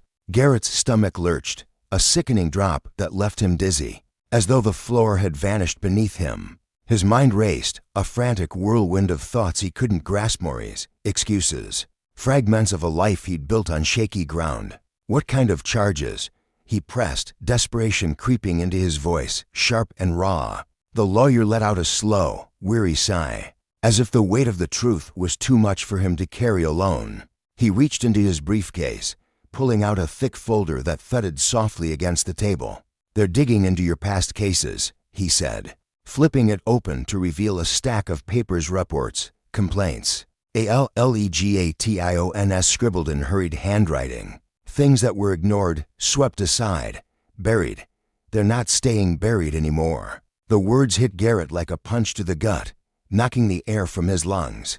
He stared at the folder, its contents a mirror reflecting every misstep, every shortcut, every moment he'd wielded his authority like a weapon. The cracks in the facade he'd so carefully constructed were splitting wide open now, and there was no glue strong enough to hold them together. He dropped his head into his hands, his fingers digging into his scalp as the full weight of his actions crashed over him. Like a tidal wave, for the first time in years Smabe ever felt utterly powerless, a sensation so foreign and suffocating that it ignited a spark of hatred deep within him. He hated the vulnerability, the loss of control, the unraveling of the man he'd convinced himself he was. Beyond the confines of that dimly lit room, the courthouse stood silent, its once bustling halls now eerily still. The echoes of the trial-shouted arguments, whispered testimonies, the sharp rap of the gavel had faded from its grand chambers, leaving behind an almost tangible heaviness in the air.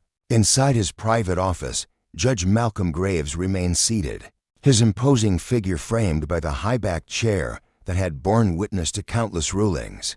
The gavel lay untouched on his desk, its polished wood gleaming faintly in the soft light filtering through the blinds. To Malcolm, it was more than a tool, it was a symbol of the justice he'd sworn to uphold, a reminder of the immense responsibility that rested on his shoulders. The world outside had already begun to turn its attention elsewhere, but Malcolm couldn't let go so easily. He sat in quiet contemplation, his elbows resting on the desk, his hands clasped tightly as the trial replayed in his mind like a film he couldn't pause. The voices of the witnesses, the expressions of the accused, the raw emotions that had spilled into the courtroom, wove together into a tapestry of human struggle that refused to fade. The verdict he'd delivered hadn't been a neat conclusion, a tidy bow to wrap up the story. No, Malcolm understood it was merely a single thread in a much larger, unfinished fabric. He'd always known this, even as a younger man stepping into the robe for the first time.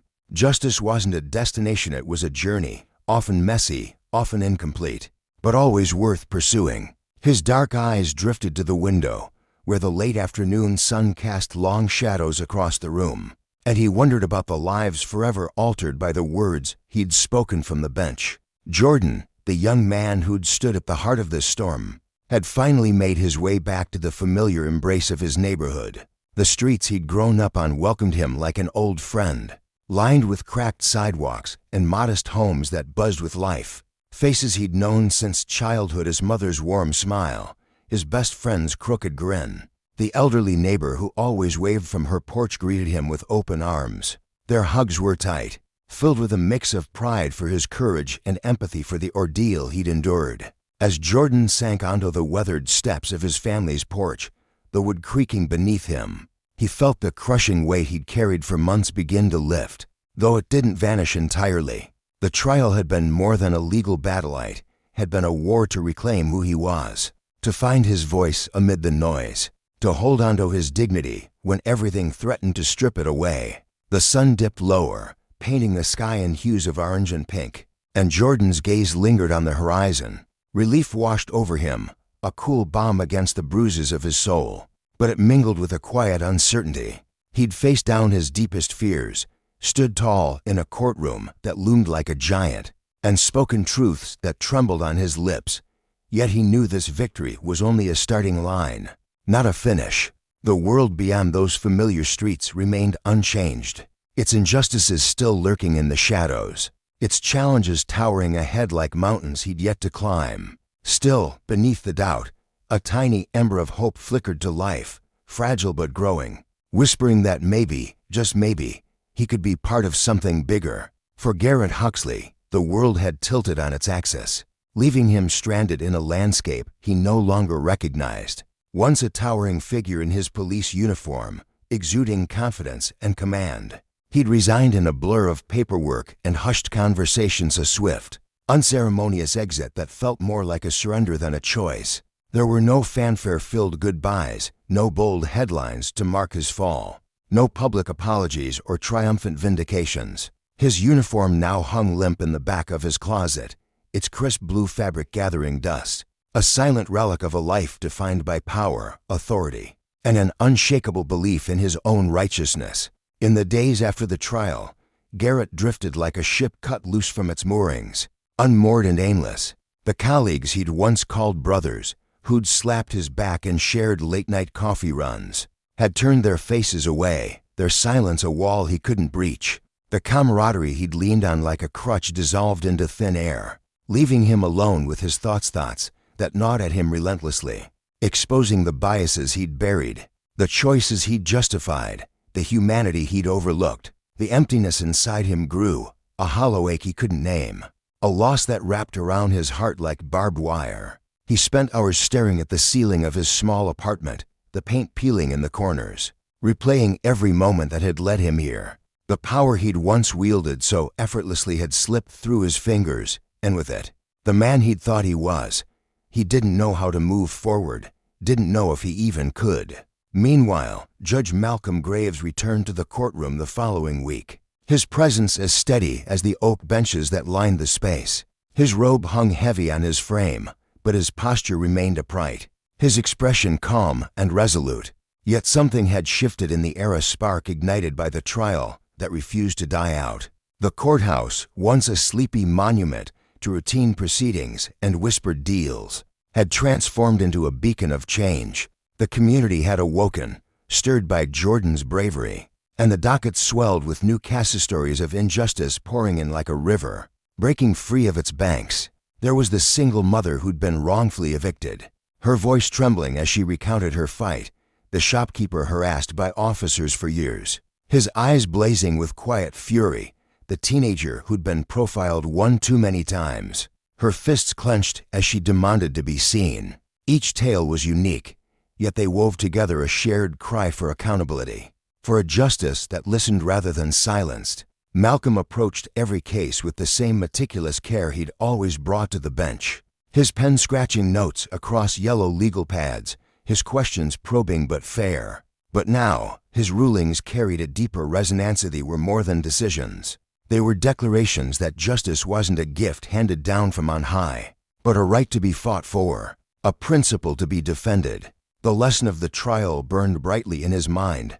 Power unchecked was a poison, and true justice demanded courage from every one of those who sought it, those who delivered it, and those who'd abused it. Jordan's life took a sharp turn in the months that followed, the trial leaving an imprint on his soul that shaped every step he took. He enrolled in college, his hands shaking slightly as he filled out the forms, choosing law not because he idolized the system, but because he burned to reshape it.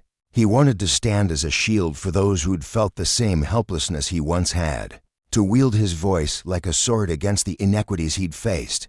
Late nights found him hunched over textbooks in the dim glow of a desk lamp, his brow furrowed in concentration, driven by the memory of the courtroom and the knowledge that his words could shift the world, even just a little. The path wasn't smoothed out, crept in. Exhaustion weighed him down, but each hurdle only steeled his resolve. He began to see himself not just as someone who'd endured, but as someone who could ignite change, a spark in a darkness he refused to let win. Garrett's journey, by contrast, was a stumble through fog. His resignation a door slammed shut with no clear path beyond it. He retreated into himself, the walls of his apartment closing in as he wrestled with the wreckage of his choices. One gray afternoon, a chance meeting with an old high school buddy pulled him out of his cave. The friend, now a volunteer at a community center for at-risk youth, dragged Garrett along with a mix of pity and persistence.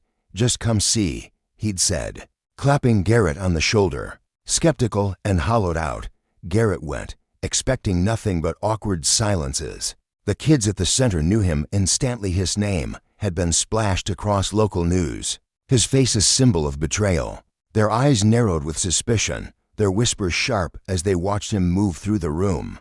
But over weeks that bled into months, something shifted.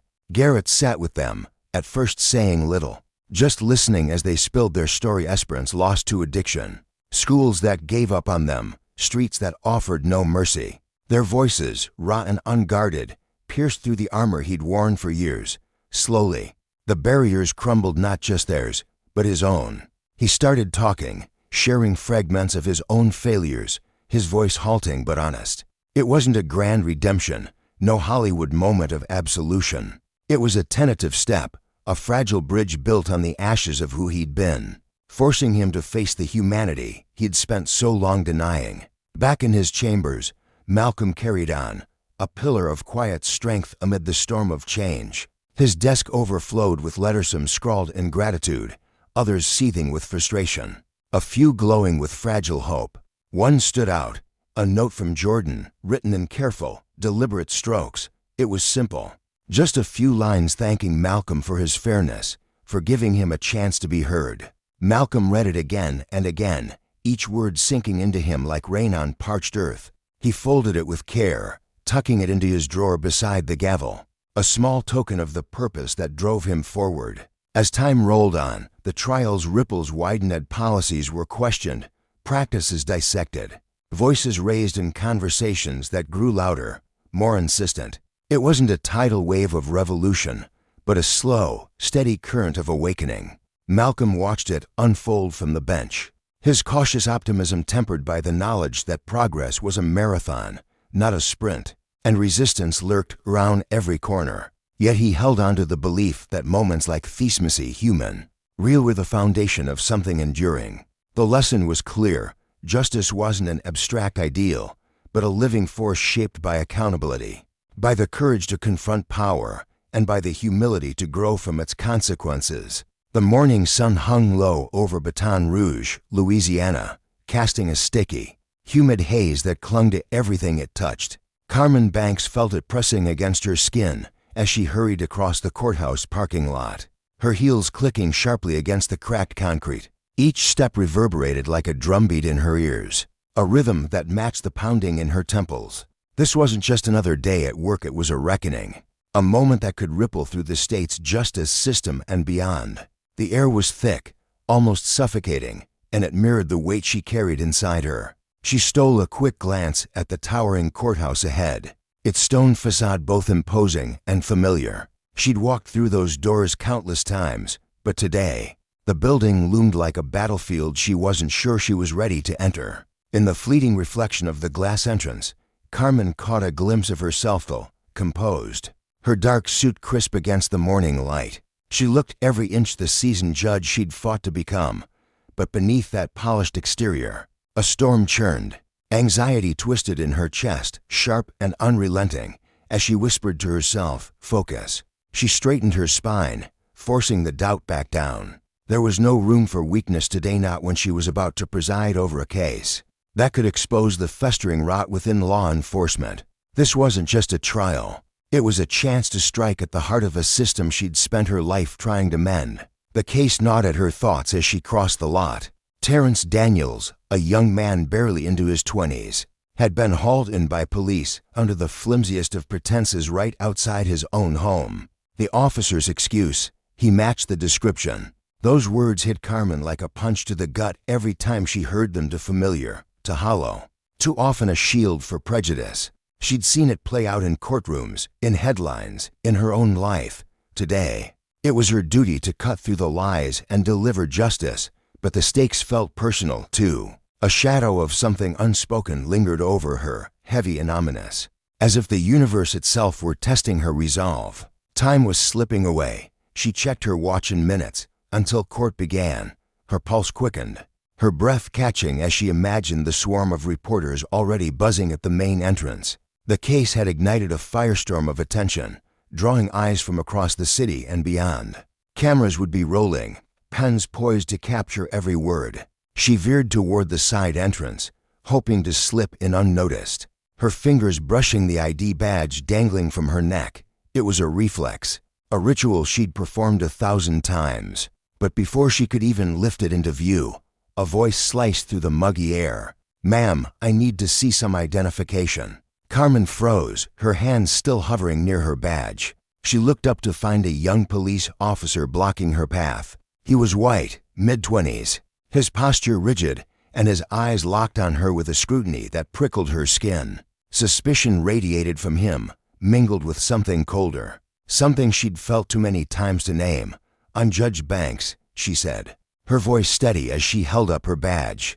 He didn't even glance at it. Instead, he stood there, sizing her up like she was some petty thief caught sneaking out of a back alley. "There's been an incident nearby," he said, his hand drifting toward his belt, hovering near the handcuffs clipped there. "And you match the description of someone we're looking for."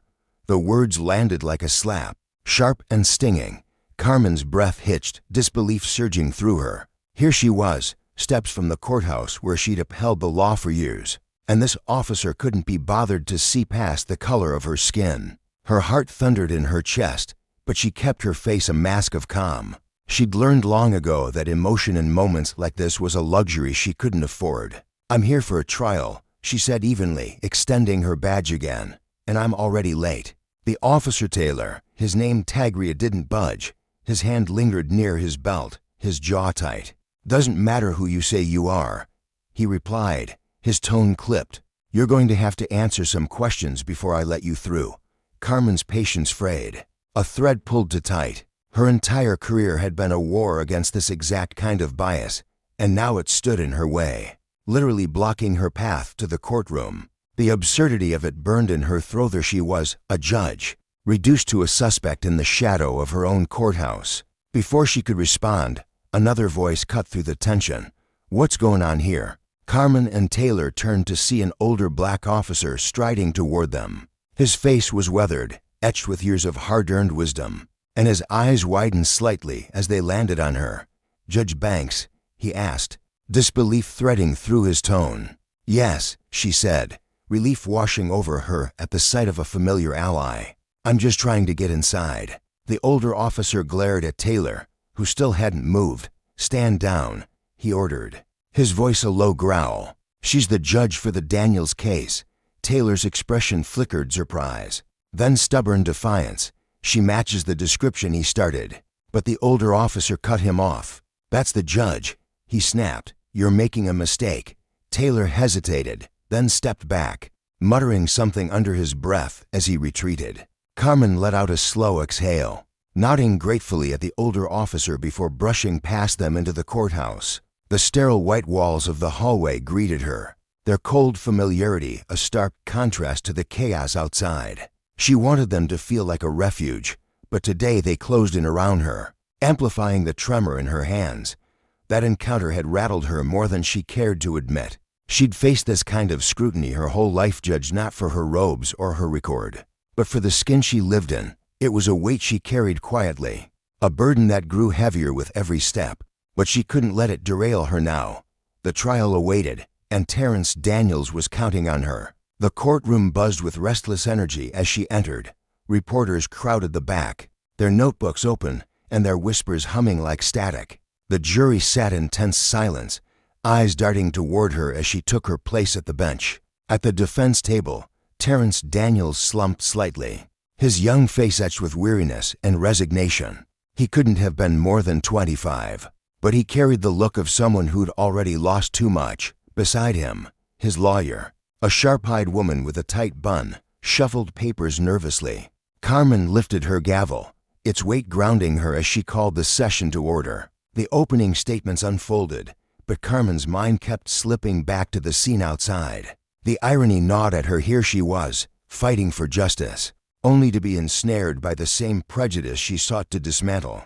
She forced herself to focus as the prosecution built their case, witness after witness painting a damning picture. Terrence had been stopped, questioned, and detained for no reason other than being in the wrong place, at the wrong time, his own neighborhood. His crime, walking home after a grueling shift, his footsteps to black, too bold for the officers who'd decided he didn't belong. When Terrence took the stand, the room stilled. His voice trembled as he recounted that night, each word laced with a quiet, raw pain. "I wasn't doing anything wrong," he said, his gaze dropping to his hands. "I was just trying to get home. I kept asking why they stopped me, but they wouldn't say." The silence that followed was suffocating, his story hanging in the air like a plea. Carmen watched him, her chest tightening. She saw herself and him trapped by a system that refused to see beyond the surface, a system that wielded power like a blunt weapon. The older officer from outside lingered in her thoughts, too. His quick intervention had spared her, but she wondered about him. How many times had he seen this play out? How many others had he pulled from the jaws of the same trap? And Taylor, the young officer with his hand on his belt, his certainty unshaken. Did he even realize the cost of his actions? The trial stretched on, but Carmen's resolve hardened. This wasn't just about Terrence, or even herself. It was about the countless lives snagged in the same web, about the lesson etched in every misstep. Justice falters when power forgets its purpose, and the consequences echo far beyond the courtroom walls. Carmen sat perched on her judicial bench, the gavel resting heavily in her hand. Its polished wood cool against her tightening grip. She tilted her body forward ever so slightly, her dark robes rustling faintly as she absorbed the trembling words spilling from Terrence Daniels. His voice quivered, a fragile thread woven with fear, disbelief, and a quiet, simmering anger that seemed to echo through the cavernous courtroom. She'd heard tales like his before, far too many times, each one carving a deeper groove into her weary soul. But today, something felt different, sharper, as though the air itself carried a personal sting. Perhaps it was the memory of what had unfolded outside earlier, the confrontation with Officer Taylor still burning in her mind like a smoldering ember. Or maybe it was the way Terrence's hands clenched together beneath the table, his knuckles straining white against his skin as he recounted his story. Whatever it was, the moment pressed down on her chest, heavy and unyielding, a burden she couldn't shake. Midway through Terrence's halting testimony, the courtroom door groaned open, its hinges protesting with a low, mournful creak that sliced through the stillness. Carmen's breath caught in her throat, her heart plummeting as she caught sight of Officer Taylor stepping inside. His face was a mask of pallor, the usual flush of authority drained away, leaving behind a taut, uneasy expression. He moved toward the witness stand with deliberate steps, each one landing like a muted drumbeat on the polished floor. Carmen's eyes tracked him, her nerves prickling. Every muscle in her body coiled tight as though bracing for an unseen blow. Gone was the swagger she'd seen outside, the brash confidence that had once defined him. Now, as he climbed into the witness box, his movements were stiff, awkward. His shoulders hunched as if the weight of the room's collective gaze pressed him down. His eyes darted around, flickering from the jury to the high ceiling, then to the exit door as though he were a trapped animal searching for a way out. The prosecutor rose, her heels clicking sharply against the floor as she approached, her voice cutting through the air like a blade honed to precision. "Officer Taylor," she began, her tone icy and unyielding. "Can you walk us through the events that led to the arrest of Terrence Daniels?"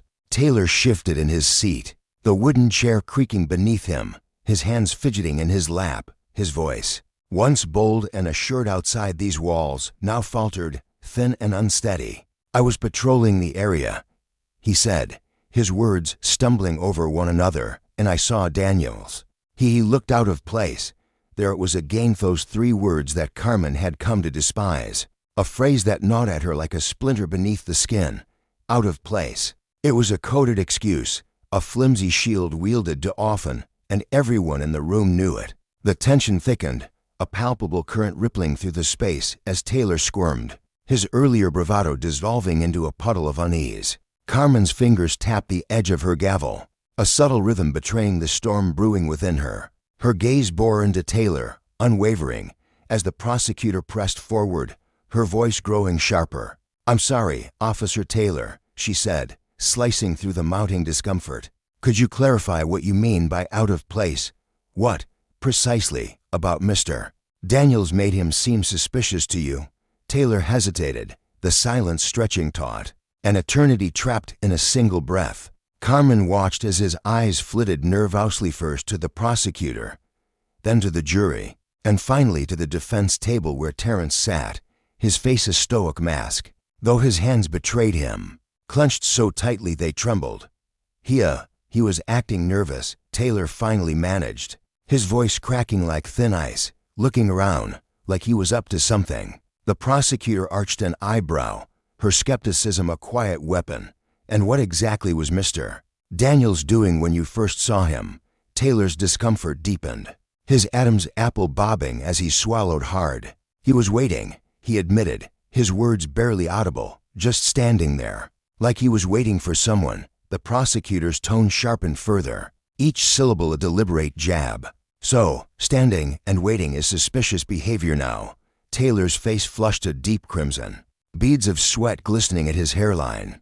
"It wasn't just that," he stammered. "It was the way he was looking round, like he didn't belong there."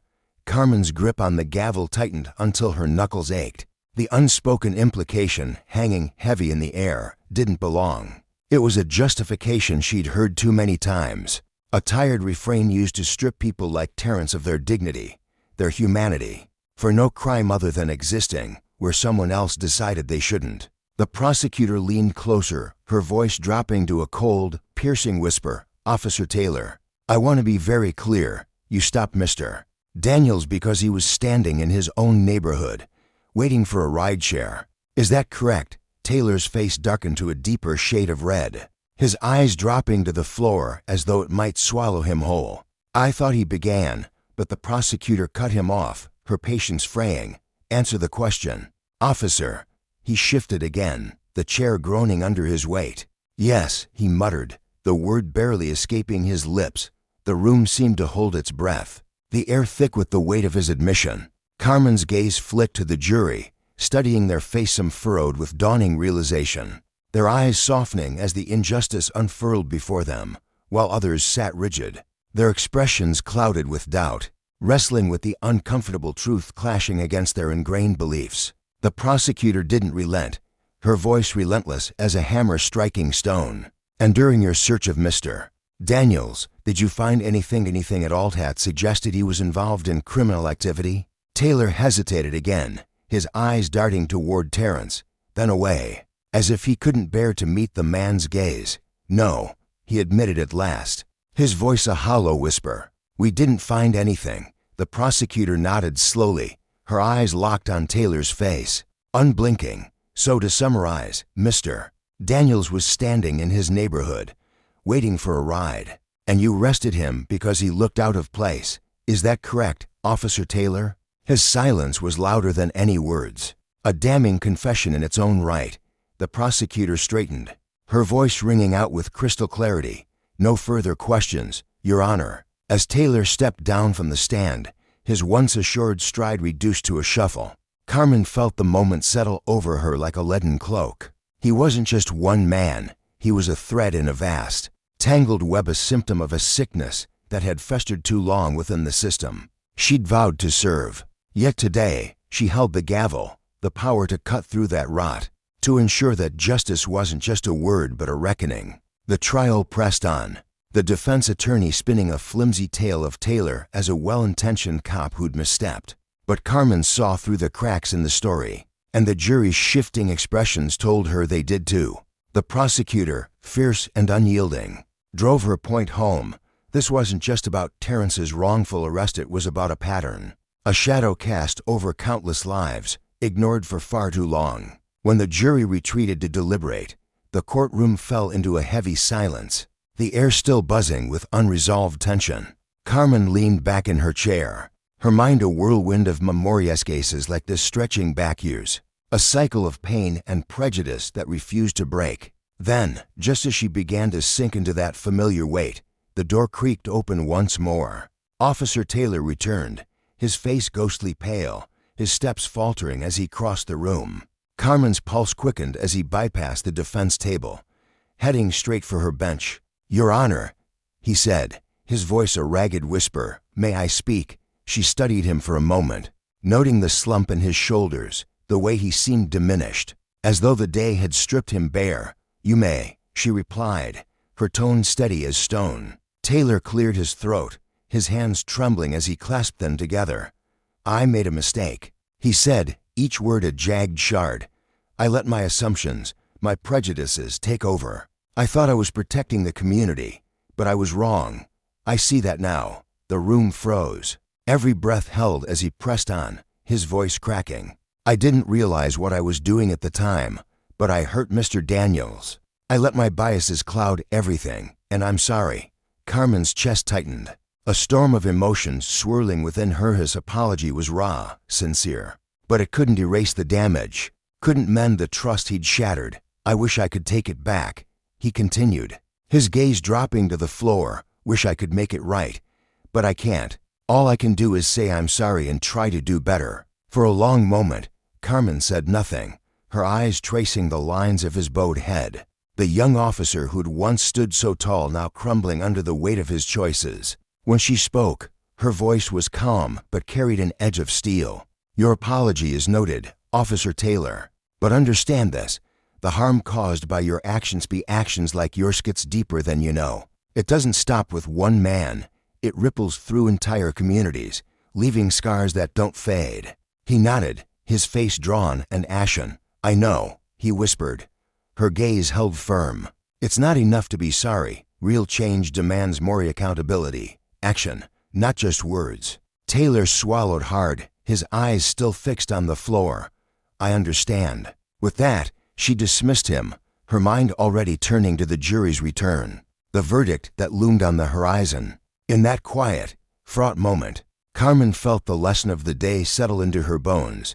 Justice wasn't just about punishment or absolution, it was about confronting the consequences of power wielded without care, and the long, hard road to repair what it broke. The courtroom lay shrouded in a heavy, expectant silence as Carmen stepped out, the door whispering shut behind her with a soft thud that seemed to reverberate in her chest. She cast a fleeting glance at the clock mounted high on the wall, its hands crawling forward at a tortuous pace, each tick a reminder of the stakes hanging in the balance.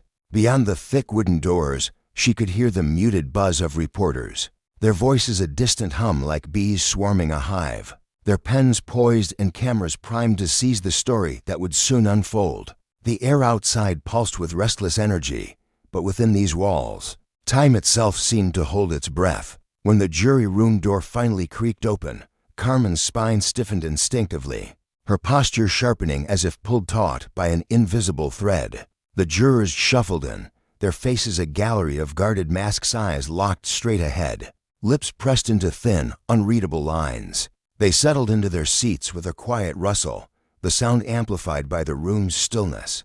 Tension crackled in the air, a live wire threading through every onlooker, every breath suspended as the jury foreman rose. She was a woman in her middle years, her dark hair streaked with silver, her hands betraying a faint tremble as she clutched a folded slip of paper. Carmen's pulse hammered against her ribs, a relentless drumbeat she willed into silence, her expression a fortress of calm as she turned to face the foreman. As the jury reached a verdict, her voice cut through the quiet, steady and deliberate. The foreman nodded once, a small, tight gesture, her fingers quivering as they gripped the paper tighter. "We have, Your Honor," she replied, her voice soft but resolute. Carmen inhaled deeply, steeling herself, her eyes never wavering as the woman unfolded the note and began to read. "In the case of Officer Michael Taylor, we find the defendant guilty of wrongful arrest and racial discrimination." The words landed like stones dropped into still water, sending ripples of shock and emotion cascading through the room. A collective gasp rose and fell, a wave of sound that broke the silence apart. Carmen's gaze flicked to Terrence Daniels, seated just a few feet away. He sat motionless, as if carved from stone, his wide eyes glistening with disbelief. For a heartbeat, he seemed lost, suspended in the echo of the verdict, and the weight of it crashed over him. His shoulders shook as tears brimmed and spilled, tracing silent paths down his face. His lawyer, a weary man with kind eyes, reached over, resting a steady hand on Terrence's arm, a quiet anchor in the storm of his relief. Across the room, Officer Taylor stood rigid, his face drained of color, his knuckles whitening as his fists clenched at his sides. The verdict had struck him like a physical blow, and for a fleeting moment, Carmen thought he might crumple beneath it. But he held his ground, his stare fixed on the polished floor, the reality of his actions sinking into him like a slow poison. With a single, firm strike of her gavel, Carmen's voice rang out, clear and unshaken. "Court is adjourned." The room erupted into chaos, a dam bursting as reporters scrambled for the exits, their footsteps a frantic staccato against the hardwood. Terrence's family surged forward, enveloping him in a tangle of arms and muffled sobs, their joy tempered by the years of pain that had led to this moment. But Carmen remained rooted to her bench, her eyes drifting back to Officer Taylor. He moved toward the door with slow, deliberate steps, then paused, turning to meet her gaze. In his eyes flickered a storm of remorse and defeat, a silent acknowledgement of the line he'd crossed before he slipped out into the hallway, swallowed by the shadows beyond. As the courtroom emptied, a profound stillness settled in, the air thick with the gravity of what had transpired. Carmen sat alone, her thoughts churning like a restless sea. Justice had been served today. She'd seen it with her own eyes, but the taste of it was bittersweet, far from the triumph she'd once imagined. This verdict was a hard one step forward, a crack in the wall of systemic wrong. Yet she knew it was only one battle in a war that stretched endlessly before her. For Terrence Daniels, this moment offered a measure of redemption, a balm for wounds inflicted by prejudice and power misused. But for every Terrence, there were dozens whose voices would never reach these walls, whose stories would fade into the margins, unheard. That truth pressed down on her, a weight she carried in her bones as she lingered in the now silent room. The faint groan of the courtroom door broke her reverie, pulling her gaze upward. Sergeant Isaac Harris stepped inside, his broad frame filling the threshold. He was an older man, his face etched with lines carved by decades in uniform, his dark eyes shadowed with exhaustion. Yet beneath that weariness burned a quiet fire, a resolve Carmen recognized instantly. It mirrored her own. He approached the bench with measured steps, his boots scuffing softly against the floor, and stopped before her. "Judge Banks," he said, his voice low and warm. "May I have a word?" She nodded, motioning to the seat across from her, grateful for his steady presence after the trial's tumult. Harris eased into the chair, folding his hands on the table, his fingers laced tightly together. "I just wanted to thank you," he began, his tone earnest, almost reverent, "for handling this case the way you did. You held us accountable, Taylor, the whole system. That's what we need, even when it stings. Carmen let out a slow breath, leaning back in her chair, the leather creaking faintly beneath her. "I appreciate that, Sergeant," she replied, her voice softer now, tinged with fatigue. "But it doesn't feel like enough. This was one case, one story. There are so many more out there, so many who never get this chance." Harris dipped his head, his expression thoughtful, the lines around his eyes deepening. "You're right," he said simply. "It's not enough, but it's something. This verdict won't fix the world, but it's a push in the right direction. Every inch we gain matters, even if it's just a start." Carmen sighed, her gaze drifting to the rows of empty seats, their stillness a stark contrast to the chaos of ours before. "It feels like we're climbing a mountain with no peak," she admitted, her voice barely above a whisper, "a fight that just goes on and on." Harris leaned forward, his elbows resting on the table, his eyes locking with hers. "That's because it is," he said, his voice firm but not unkind. "It's a battle that doesn't end, not in our lifetimes, maybe not ever. But that doesn't mean we quit.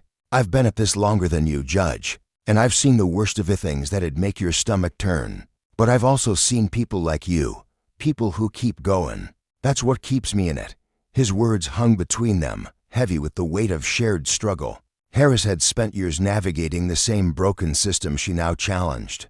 A black officer caught between enforcing the law and confronting its flaws. Yet here he was, still fighting, still believing. It wasn't much, but it was a lifeline, a thread of hope she could cling to. "What about Taylor?" Carmen asked, her voice quieter now, almost tentative. "What happens to officers like him, who've been shaped to see the world through a warped lens?" Harris exhaled sharply, his face hardening for a moment. "It's a mess," he admitted. "There are too many like him, good men, some of them, who don't even see the poison they've swallowed.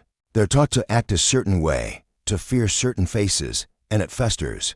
But there are others like me, two folks working from the inside, trying to root it out. I won't lie to you, Judge, it's slow, and it's brutal. And half the time it feels like we're shouting into the wind. But I'll keep at it as long as I've got breath."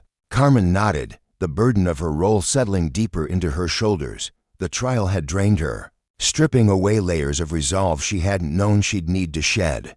But Harris was right, there would be more cases, more Terrences, more Taylors. The fight stretched out before her like a road with no end, and she couldn't let herself falter. "Not yet." Harris stood, offering her a small, respectful nod. "You keep doing what you're doing, Judge," he said, his voice steady. "That's how we shift things piece by piece." She watched him walk away, his steps slow but sure, a man carrying his own burdens, yet refusing to bow beneath them. Alone again, Carmen lingered at the bench, her eyes tracing the empty expanse of the courtroom. Justice wasn't a single, shining moment, it was a slog, a series of small, hard-fought victories strung together across years. Today had been one such victory, a lesson etched in the consequences of power abused. Officer Taylor's fall was a warning, a mirror held up to a system that too often shielded its own. But for every step forward, the shadows drew her. Justice wasn't just about punishment. It was about accountability, about forcing those in power to face the harm they'd caused.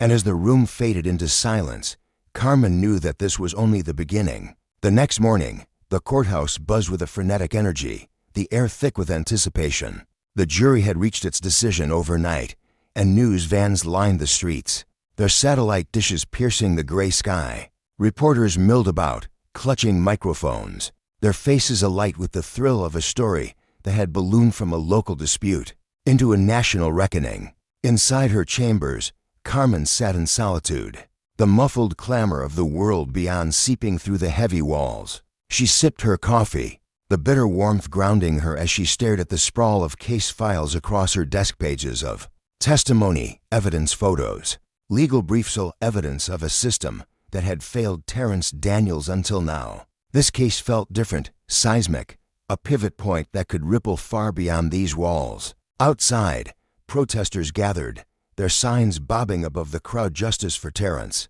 "End racial profiling," their chants a steady pulse against the morning chill. The weight of expectation bore down on her, not just from the people in this town but from a nation watching, waiting to see if the law could bend toward fairness. She thought back to the day before, to Officer Taylor's halting apology as he'd left the courtroom. His words had carried a raw edge of regret, but they couldn't unmake the fear in Terrence's eyes that night on a dark street, the handcuffs biting into his wrists, the humiliation of a stop rooted in nothing but the color of his skin. Taylor wasn't a monster, not in the cartoonish sense, just a man molded by a flawed machine, a cog in a system that too often churned out injustice under the guise of order. A sharp knock jolted her from her thoughts. "Come in," she called, her voice firm despite the knot tightening in her chest.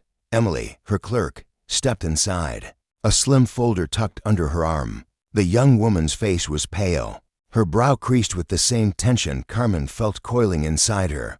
"The jury's ready," Emily said quietly, her words slicing through the stillness. Carmen rose, smoothing the front of her robe with deliberate care, the fabric cool against her palms. "Let's do this," she replied, her tone clipped but resolute. The hallway stretched long and empty before her, her footsteps echoing off the marble floors, a solitary rhythm in the oppressive hush. The courthouse felt transformed today, its usual bustle replaced by a stillness that pressed in from every side, as if the building itself awaited the outcome. She could sense the eyes beyond these Wallstrance's family, the protesters, the reporters, the countless strangers glued to their screensel tethered to this moment. The fight for justice was a marathon, not a sprint, but today's verdict would mark the ground they'd gained, a testament to the cost of power unchecked and the slow, painful work of setting it right. Carmen Banks stepped into the courtroom, her heels clicking against the polished wooden floor, a sound that reverberated through the stifling air, like a metronome counting down to something inevitable. She pushed aside the knot of exhaustion and doubt that had been gnawing at her. All morning this wasn't about her today. It was about justice, about holding the scales steady when the world outside seemed determined to tip them askew. That single thought anchored her as she took her place at the bench, her dark robe settling around her like a mantle of responsibility she'd carried for years. The room buzzed with a restless energy that pressed against her skin. Reporters lined the gallery, their notebooks clutched tightly, cameras angled like predators waiting for the kill shot.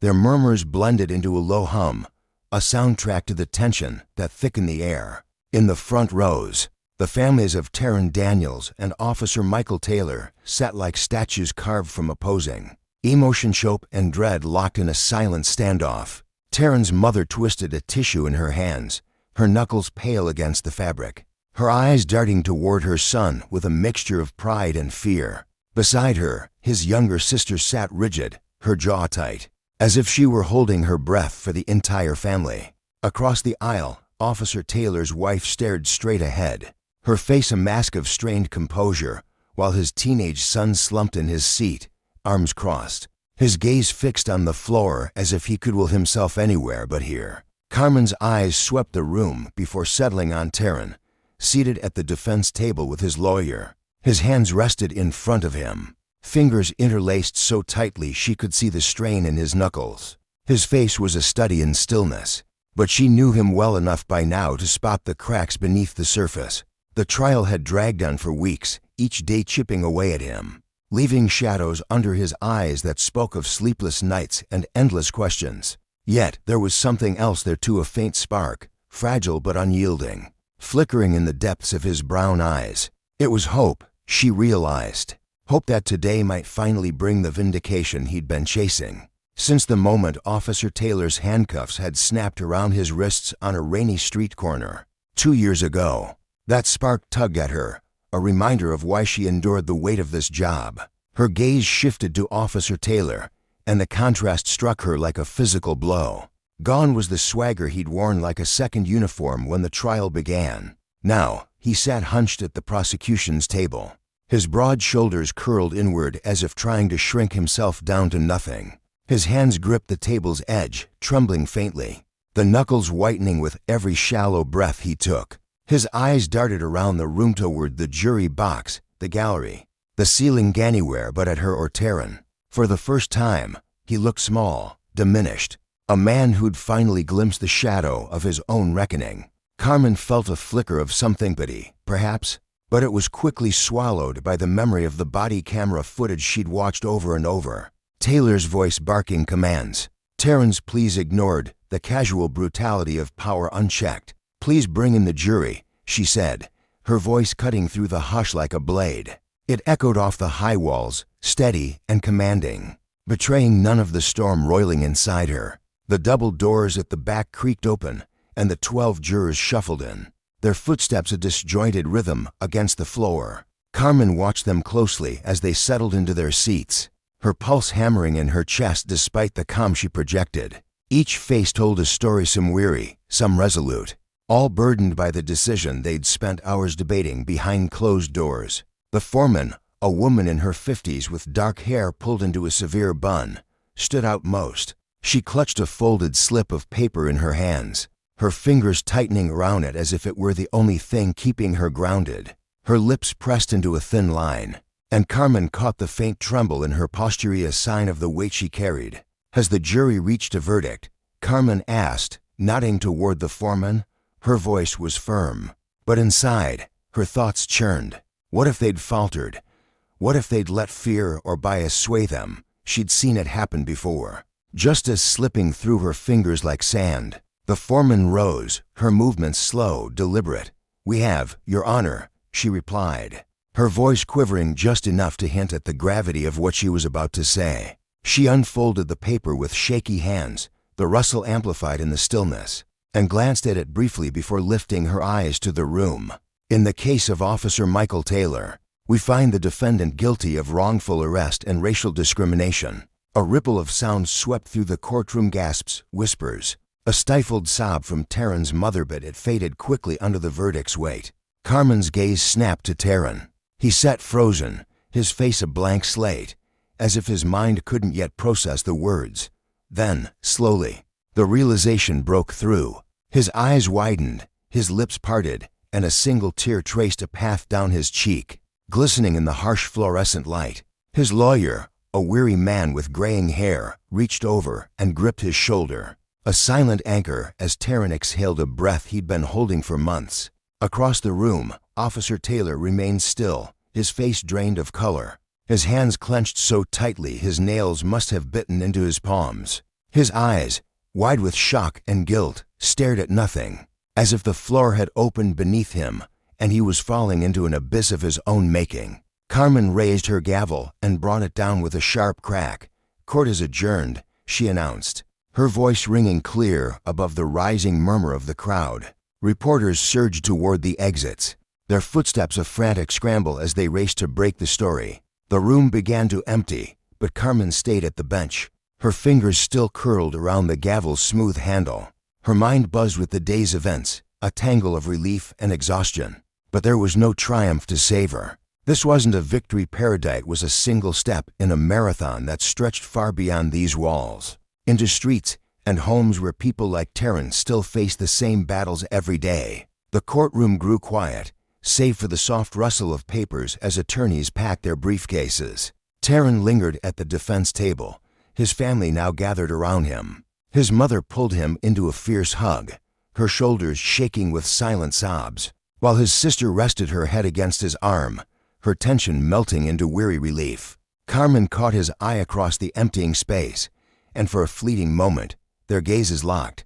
She offered him a small nod, a gesture heavy with unspoken meaning, acknowledgement, respect, a promise that she'd seen him, truly seen him. He returned it with a faint, tired smile, then turned back to his family, their voices a low hum of gratitude and disbelief. As Carmen gathered her notes, stacking them with deliberate care, she felt the ache in her shoulders, the toll of hours spent holding herself steady. She was ready to leave, to escape the weight of this place for a few hours, when a figure near the exit caught her eye. Officer Taylor stood there, alone, leaning against the wall as if it were the only thing keeping him upright. His uniform hung loose on his frame, the crisp lines softened by defeat. His face was pale, his eyes hollow, fixed on the floor in a way that made him look lost, unmoored. For a moment, Carmen felt a pang of empathy, sharp and unwanted, piercing through her resolve. She knew remorse couldn't erase the past, couldn't unwrite the pain he'd caused, but it was there all the same.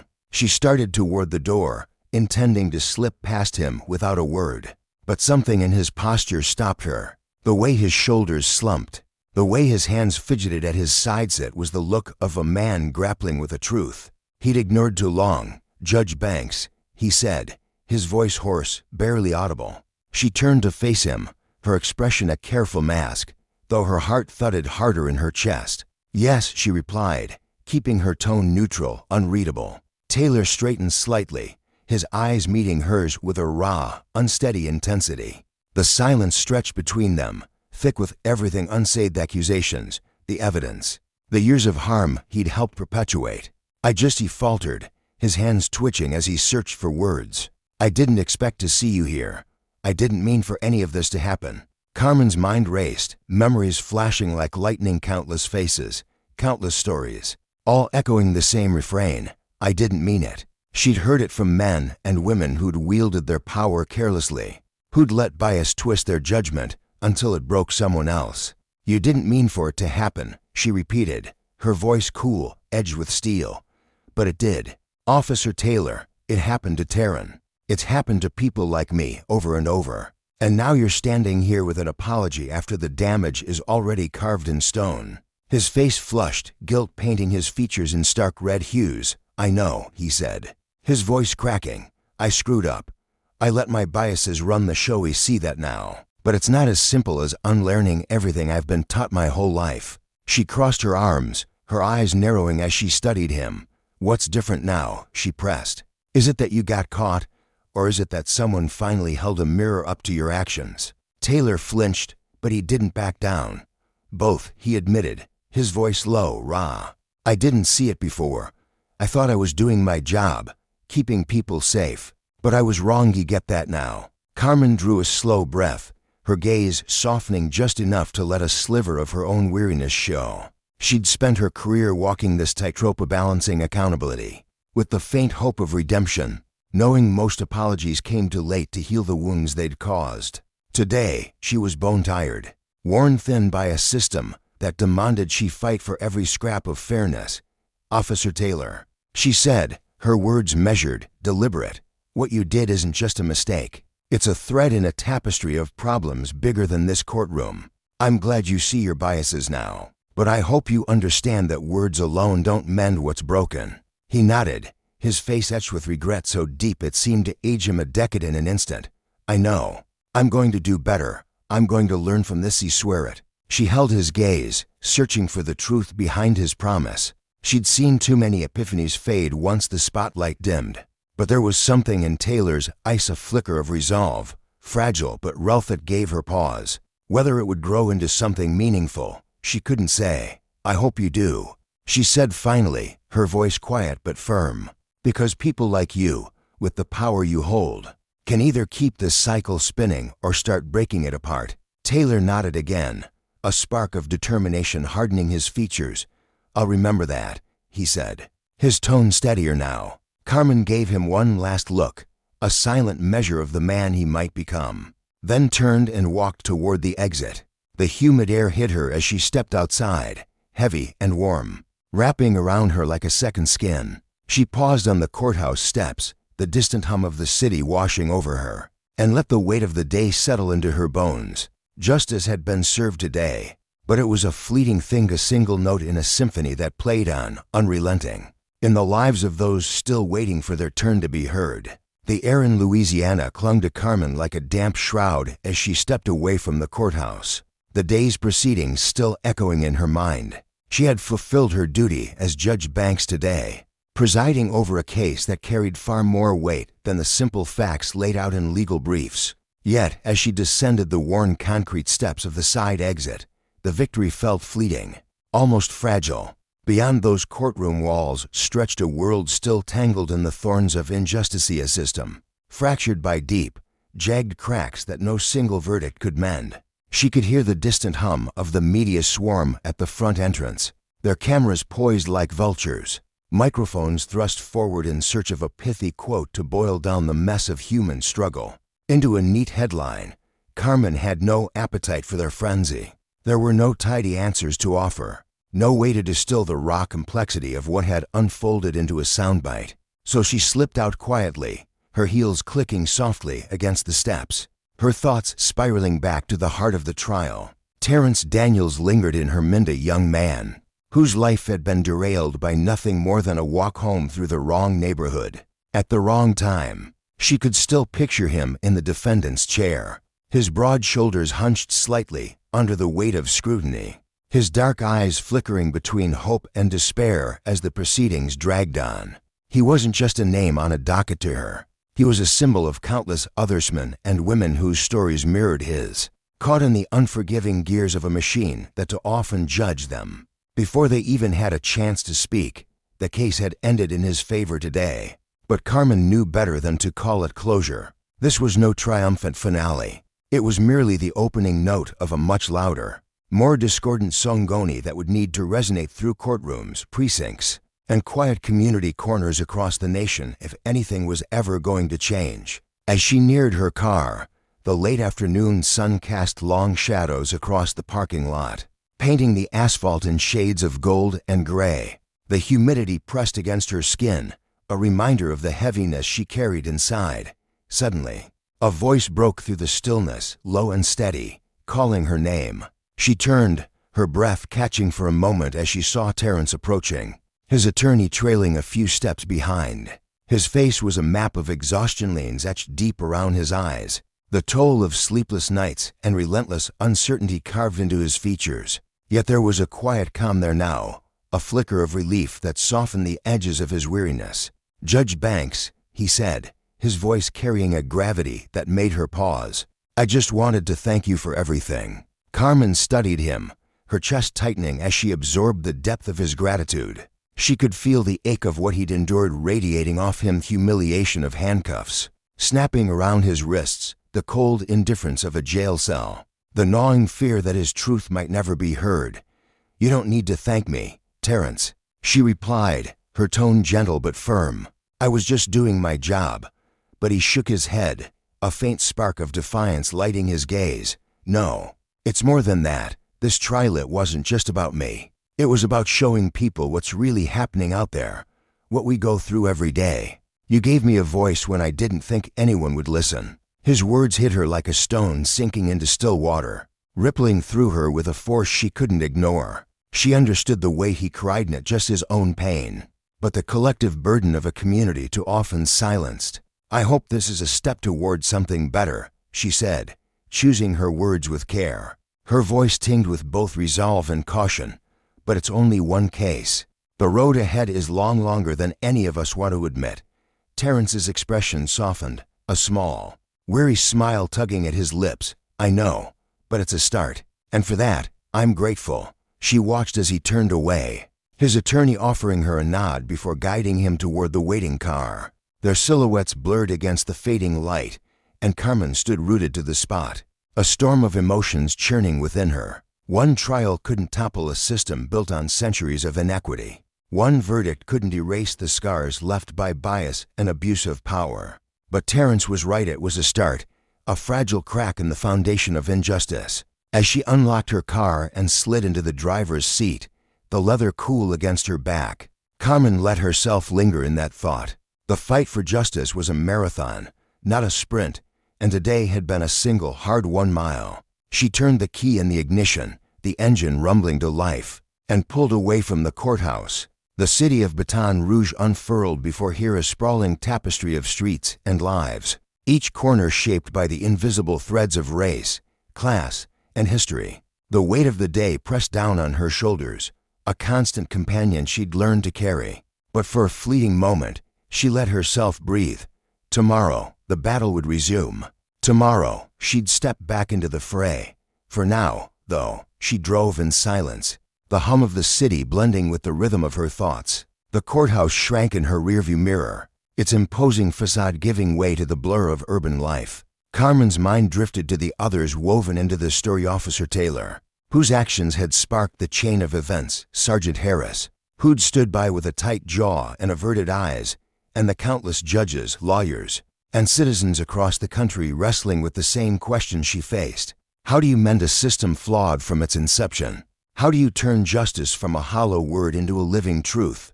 The answers wouldn't come easily. They'd demand time, persistence, and a willingness to confront uncomfortable realities head-on. But today had planted a seed, however small, and sometimes that was enough to keep going. When she finally pulled into her driveway, the sky had deepened to a bruised purple, the last traces of daylight slipping below the horizon. She cut the engine and sat there, the stillness of her car wrapping around her like a cocoon. Exhaustion seeped into her bones, a heavy, uninvited guest that made her limbs ache and her eyelids droop. It wasn't just physical fatigue weight. Was the emotional toll of staring into the abyss of human failing day after day, of holding the scales of justice in hands that sometimes trembled under their weight.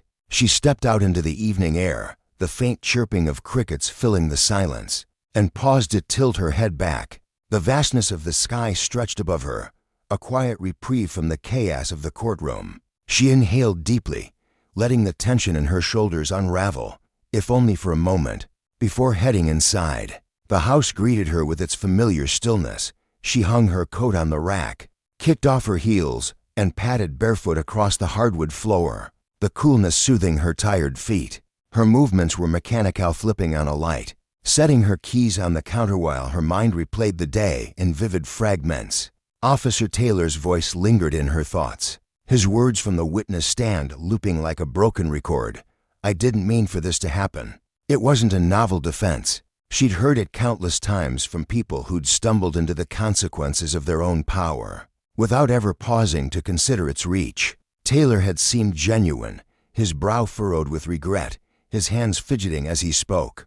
But intent, however sincere, couldn't unmake the harm. Terrence's life had been upended, all the Samias' dignity stripped away in a flash of sirens, and steel, his future hanging by a thread until the gavel fell. She sank onto the couch, her gaze drifting to the window where the city lights flickered in the distance. Terrence's face swam back into focus the way his eyes had brightened when the verdict came down, the subtle unclenching of his fists as relief washed over him. For him, today was a lifeline, a rare moment of justice breaking through the clouds. But Carmen couldn't shake the shadow of all the others who never made it this far, whose stories were buried under paperwork, dismissed with a shrug, or silenced before they could even begin. How many Terrences were out there, invisible to the courts, their voices drowned by a system that too often turned a blind eye? The question gnawed at her, a restless specter that followed her from the bench to her quiet living room. Morning came too soon, the soft glow of dawn creeping through her bedroom curtains. Carmen lay still for a moment, the weight of the previous day settling back onto her chest like an old friend. The courthouse loomed in her mind, a monolith of marble and responsibility, filled with more cases, more lives teetering on the edge of justice or despair. She dragged herself out of bed, the floor cold against her feet, and moved through her routine with practiced efficiency, coffee brewing, a quick scan of the morning news, a deep breath to steady herself. The black robe hung waiting, a second skin she slipped into with ease, though it never quite fit comfortably. Beneath the calm mask she wore, she wrestled with the tightrope she walked every day, balancing compassion with detachment, fairness with the law's rigid lines. The courthouse buzzed with its usual energy as she riveted, lawyers hurrying through the halls, clerks juggling stacks of files, officers murmuring into radios. She exchanged nods with familiar faces, her heels echoing against the polished floors as she made her way to her chambers. But before she could settle into the day's rhythm, a sharp knock jolted her from her thoughts. Emily, her clerk, stood in the doorway, a slim folder in her hand and a shadow of unease on her face. "Judge Banks," she said, stepping inside, "there's something you might want to see." Carmen's pulse quickened at the gravity in Emily's tone. "What is it?" she asked, reaching for the folder. Emily hesitated, then handed it over. "It's about Officer Taylor." Carmen's fingers tightened around the edges as she flipped it open, her eyes darting across the pages. It was an internal report, a damning review of Taylor's conduct, detailing a pattern of aggression toward Black and minority residents that stretched back years. Her stomach twisted as the words sank in, each line a fresh wound. This wasn't just about Terrence anymore. It was a glimpse into the rot beneath the surface, a stark reminder that power, unchecked, bred consequences that rippled far beyond a single courtroom. Justice demanded more than verdicts. It required accountability, a reckoning for those who wielded authority like a weapon. And as Carmen sat there, the folder trembling slightly in her hands, she knew the fight was only beginning. The first time Taylor crossed paths with someone like Terrence, it wasn't just a fleeting encounter, it was a collision that left a mark. One documented in a report that now sat heavily on Carmen's desk. She flipped through the pages, her fingers brushing against the edges of the paper, each line revealing a troubling pattern. Complaints stretched back months, maybe years, accusations of racial profiling, stops with no apparent justification, and confrontations that flared up like dry tinder catching a spark, all without any clear reason. Yet, despite this trail of grievances, Taylor still wore his badge, still walked the streets with authority. Carmen snapped the folder shut, the sound sharp in the quiet room, and leaned back in her chair. Her mind a storm of buzzing thoughts. Frustration clawed at her, tightening her throat. How many times had this played out? How many officers like Taylor had slipped through the cracks, shielded by a system that seemed to favor doubt over accountability? Anger surged in her chest, hot and insistent, but she swallowed it down, her jaw tight. This was the world she'd navigated for years, a labyrinth of rules and unspoken loyalties that let men like Taylor act as if they were untouchable. The verdict in Terrence's case had been a hard-won triumph, a fleeting moment of justice. But as she stared at the closed folder, Carmen knew it was just a single drop in an ocean of work still undone. She shifted forward, resting her elbows on the worn wood of her desk, her hands clasped tightly together. The fight for what was right had always loomed larger than anyone Kasesht known that, since the day she first stepped into a courtroom. But seeing the evidence laid out so starkly, black ink on white paper, made the weight of it all press harder against her ribs. It wasn't just frustrating, it was suffocating. "Thanks for bringing this to me," she said at last, her voice steady despite the fire simmering beneath her calm exterior. Across the room, Emily stood near the door, her arms crossed, her face softened with understanding. She nodded, her eyes reflecting a quiet empathy. "What are you going to do?" she asked, her tone gentle but probing. Carmen exhaled slowly, the breath slipping out like a whispered confession. Her mind was already racing, piecing together options, weighing risks. "I'll keep doing what I've always done," she said, her words deliberate. "Push for change, one case at a time." But this, she tapped the folder with a finger, the gesture sharp with intent. "This demands more." Emily's nod was small but firm, a silent acknowledgement of the gravity of what she'd unearthed. "If you need anything, just say the word," she offered, her voice carrying a promise. Carmen watched her slip out of the room, the door clicking shut behind her, leaving a heavy stillness in her wake. Alone again, she glanced down at the folder, its presence almost accusing. This wasn't just about Taylor anymore, not his arrogance, not his badge. It was about the machinery that propped him up, a culture that turned a blind eye to abuse as long as it didn't rattle the status quo too loudly.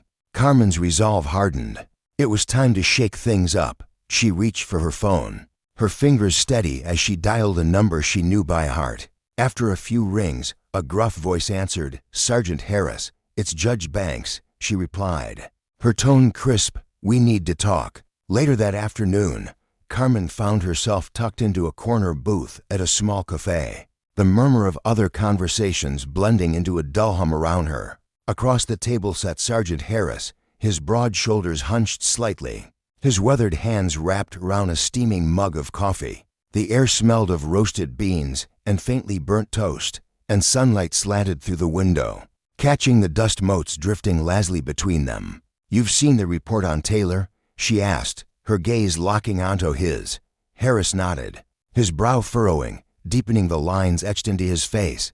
"I have. It's ugly." "Ugly doesn't begin to cover it," Carmen shot back, her voice low but edged with barely restrained fury. "He's still out there, Harris." "How does that even happen?" The sergeant sighed, a heavy sound that seemed to carry the weight of decades. He rubbed a hand across his face, his fingers lingering over the stubble on his jaw. "It's the system, Judge. You know how it works. Complaints get filed, then buried under paperwork. Investigations drag on until everyone forgets. By the time the dust settles, it's too late to do anything. And guys like Taylor, they're covered because no one wants to admit the rot goes deeper than one bad cop." Carmen shook her head, her anger flaring brighter, a fire licking at her composure. That's not good enough, Sergeant. We can't just shrug and let this keep happening. People are suffering, lives are being torn apart. Harris's eyes darkened, his expression grim but not dismissive. I know, he said quietly. I've been fighting to shift things from the inside. But it's like trying to turn a ship with a broken rudder. The culture's entrenched. It takes more than a few policy tweaks to uproot it.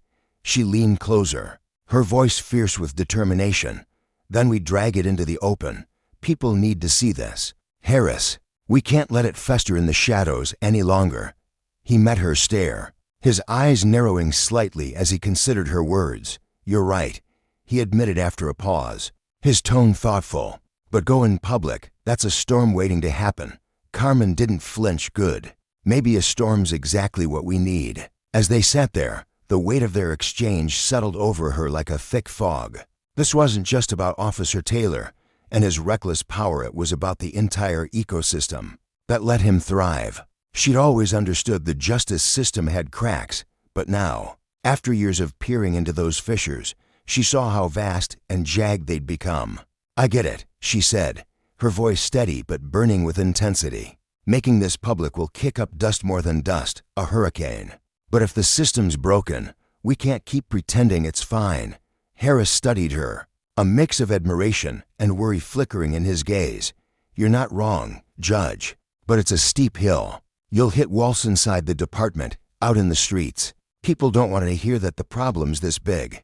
Carmen leaned back, his caution sinking in. She'd seen it before, the way communities bristled when the ugly truth spilled out. Some would cry foul, insisting it was just a handful of rogue actors, but she knew better. The rot wasn't a few bad apples, it was woven into the roots. If we stay silent, nothing moves, she said, her voice softening, turning inward. We owe it to people like Terrence to at least try. Harris let out a long breath, his hand scrubbing over his jaw again, a gesture of a man wrestling with his own doubts. 30 years I've been at this, he said, his voice rough but tinged with a quiet ache. I've seen it all. New recruits, with stars in their eyes, thinking they'll fix the world, only to get ground down by the same system they swore to serve. Don't think one report's going to flip everything overnight. Carmen nodded, feeling the truth in his words settle into her bones. I'm not chasing miracles, Sergeant, just progress. And that starts with shining a light on this. Otherwise, we're complicit in letting it fester. Harris's gaze softened, a faint spark of resolve breaking through his weariness. I'm with you, Judge. I've been chipping away from the inside too long. If this can nudge things forward, even a little, I'll back you up. A flicker of hope stirred in her chest, not a blaze, but an ember warm and persistent. Thank you, Harris, she said softly. We need more like you people who'll call it out, even when it's messy. He dipped his head, but his face stayed somber. Just brace yourself. This won't be clean or easy. She offered a faint, determined smile. The best fights never are. Their conversation wound down, and Carmen stepped out into the fading afternoon, the sun stretching long shadows across the pavement. Her mind churned with the road ahead, but her steps were firm, purposeful. The trial had been a win. Yes, but it was a single thread in a tangled web. To unravel the real mess, they'd have to strike at the structures propping up the injustice, not just the symptoms. That night, she sat in her living room, the TV's glow flickering against the walls. The news buzzed with the trial reporters picking apart every detail, every courtroom exchange. But what hit her hardest was how they framed it. A lone tale of wrongdoing in a system they painted as mostly sound. She muted the volume, her thoughts spinning too loud to share space with the chatter. How could they miss it? How could they not see that Terrence's story wasn't a fluke? It was a symptom, one of countless others swept under the rug because they didn't fit the neat little story people clung to. She grabbed her phone, staring at the blank screen for a moment, her thumb hovering. Then she dialed a number she hadn't called in too long. Carmen? The voice on the other end was warm, surprised. Hey, Maya, she replied, her tone soft but resolute. I think we need to talk. Maya Williams, an old law school friend turned investigative journalist, was a force of naturalness, sharp, unafraid to dig into the muck. They drifted apart as their paths diverged, but Carmen had never stopped admiring her grit. If anyone could help amplify this, it was Maya. As the call connected, Carmen felt the stakes rising, but so did her resolve. Justice wasn't just about winning cases, it was about tearing down the walls that let power run wild. And she was ready to start swinging. Carmen sat alone in her dimly lit apartment the night before her meeting with Maya, the air heavy with the scent of brewing coffee and the faint hum of the city outside her window. Her hands trembled slightly as she sifted through stacks of notes and files, each page a testament to the rot she'd uncovered within the law enforcement system. She felt a storm brewing inside her, fear tangled with resolve, doubt wrestling with a fierce, unyielding sense of duty. This wasn't just a story, it was a reckoning. Once she took this step, there'd be no retreat, no undoing the chaos she was about to unleash. But as she traced her finger over the damning words of an internal report that detailed Officer Taylor's repeated abuses and the department's willful blindness, her heart steadied. Justice demanded this, she told herself. The consequences of silence were far graver than the risks of speaking out. The next afternoon, the sun cast long, slanting rays through the windows of a tucked-away coffee shop in downtown Baton Rouge, its wooden tables worn smooth by years of quiet conversations. Carmen settled into a chair across from Maya, her breath catching at the sight of the journalist who'd become a legend in Louisiana for her unflinching pursuit of truth. Maya's presence was magnetic, her short, dark hair framing a face that radiated intensity, her eyes sharp and unyielding, like a hawk sizing up its prey. She wore a simple blazer, but her posture screamed authority, a woman who'd earned her reputation through grit and fearlessness. As Carmen adjusted her own posture, smoothing her skirt nervously, she couldn't help but feel the weight of the moment pressing down on her shoulders. Maya leaned forward, her elbows resting on the table, her voice cutting through the soft clatter of coffee cups and murmured chatter. "What's going on, Carmen? You sounded like the world was ending when we talked." Her tone was firm but laced with a flicker of concern, the kind that only came from years of hearing desperate pleas for help. Carmen inhaled deeply, the air tasting faintly of roasted beans and her own rising anxiety. She began to unravel the story, her words spilling out like a river breaking through a dam. She spoke of the trial she'd witnessed, where Officer Taylor's brutality had been laid bare yet dismissed with a shrug. She described the internal report she'd stumbled upon, a document buried deep in the department's archives, its pages listing complaint after complaint against Taylor, each one stamped with the same infuriating resolution: no action taken. As she spoke, her voice grew steadier, fueled by a righteous anger that had been simmering for months. Across the table, Maya's expression shifted like the phases of a storm. At first, her brows lifted in curiosity, her pen hovering over a notepad she'd pulled from her bag. Then, as Carmen's revelations deepened, disbelief crept into her features, her mouth tightening, her eyes widening as if she couldn't quite grasp the scale of the corruption. Finally, a quiet fury settled over her, her jaw clenching so hard Carmen could see the muscles twitch. "You're telling me this isn't the first time Taylor's pulled this kind of thing?" Maya's voice was low, almost a growl, her fingers gripping the pen as if it were a weapon. Carmen nodded, her own hands balling into fists on the table. There were dozens of complaints, assaults, intimidation, racial slurs swept away like they never happened. And it's not just Taylor. This is everywhere, Maya. The whole system's rotting from the inside, and no one wants to admit it. Maya leaned back in her chair, her gaze drifting across the coffee shop as if searching the room for answers. The space buzzed with life students hunched over laptops, an elderly man sipping coffee while flipping through a newspaper, a barista wiping down the counter with practiced ease. But Maya seemed miles away, lost in the enormity of what Carmen had laid before her. After a long silence, she spoke, her voice deliberate and heavy. "This is massive, Carmen. We've all heard the rumors: profiling, excessive force, cops closing ranks, but proof they're covering it up on purpose. That's a game changer." Her eyes snapped back to Carmen, gleaming with a mix of dread and excitement. "That's why I came to you," Carmen replied, her voice trembling with urgency. "You're the only one I trust to tell this right, to make people listen." Maya nodded, her mind already racing ahead, plotting the angles of the story like a general mapping a battlefield. "I can do it," she said, her tone resolute. But you need to know what you're signing up for. Once we start pulling at these threads, the whole damn tapestry is going to unravel. The department won't just roll over, they'll fight back. The unions, the brass, maybe even the mayors of Feisty'll come for us both." Carmen met her gaze, unflinching despite the knot of fear tightening in her chest. "I know. But if we don't, nothing changes. The tailors of the world keep winning, and the people they hurt keep suffering. I can't live with that anymore." A faint smile tugged at Maya's lips, a spark of admiration lighting her eyes. "Then we're in this together. I'll dig into Taylor's past, see how many skeletons I can drag out of that closet, and I'll crack open the department's records, find out just how deep this goes." Relief washed over Carmen like a cool breeze, mingling with a surge of anticipation that made her pulse quicken. "Thank you, Maya. I knew you'd understand." Maya grinned, a flash of mischief breaking through her steely demeanor. "You kidding? A fight like this, it's what I live for." They parted ways outside the shop, the late afternoon sun painting the streets in hues of gold and amber. As Carmen walked home, her steps felt lighter, buoyed by a purpose she hadn't felt in years. She'd spent her career battling for justice within the rigid confines of the courtroom, her victories small and fleeting against a system that seemed designed to protect the powerful.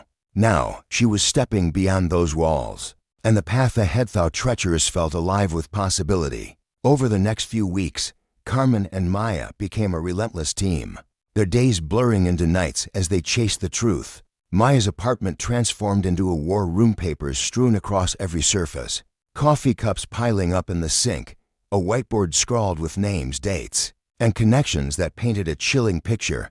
Each discovery deepened Carmen's horror. There was Officer Daniels, a veteran with a reputation for roughing up suspects, whose file listed 15 complaints over a decadeal dismissed with vague excuses. There was Sergeant Ruiz, a hulking man with a perpetual smirk, who'd been caught on video intimidating a witness, yet faced no discipline. And then there was Taylor, the linchpin of it all, a man whose arrogance seemed to grow with every ignored accusation. The deeper they dug, the clearer it became. This wasn't a handful of bad apples. It was an orchard gone to rot, nurtured by a department more invested in its image than its duty. One crisp morning, after weeks of sleepless nights and whispered phone calls with sources, the story exploded into the world. Maya's article hit the stands like a thunderclap, its headline stark and unforgiving.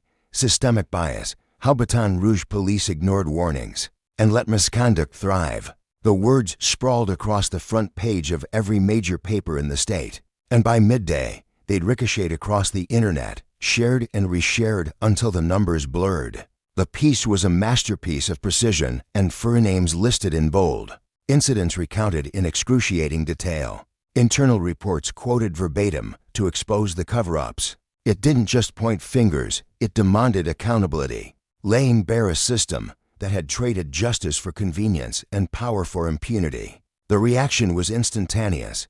By noon, protesters flooded the streets outside the courthouse, their voices rising in a cacophony of outrage. Signs bobbed above the crowd, "Justice now, no more silence. Hold them accountable," while chants echoed off the stone walls. Carmen watched from her chambers, her window framing a scene that felt both exhilarating and terrifying. Her phone buzzed incessantly, texts from colleagues offering support, emails from strangers thanking her, and inevitably, a few venomous messages promising retribution. She'd anticipated the backlash, the threats from those who thrived in the shadows she'd exposed.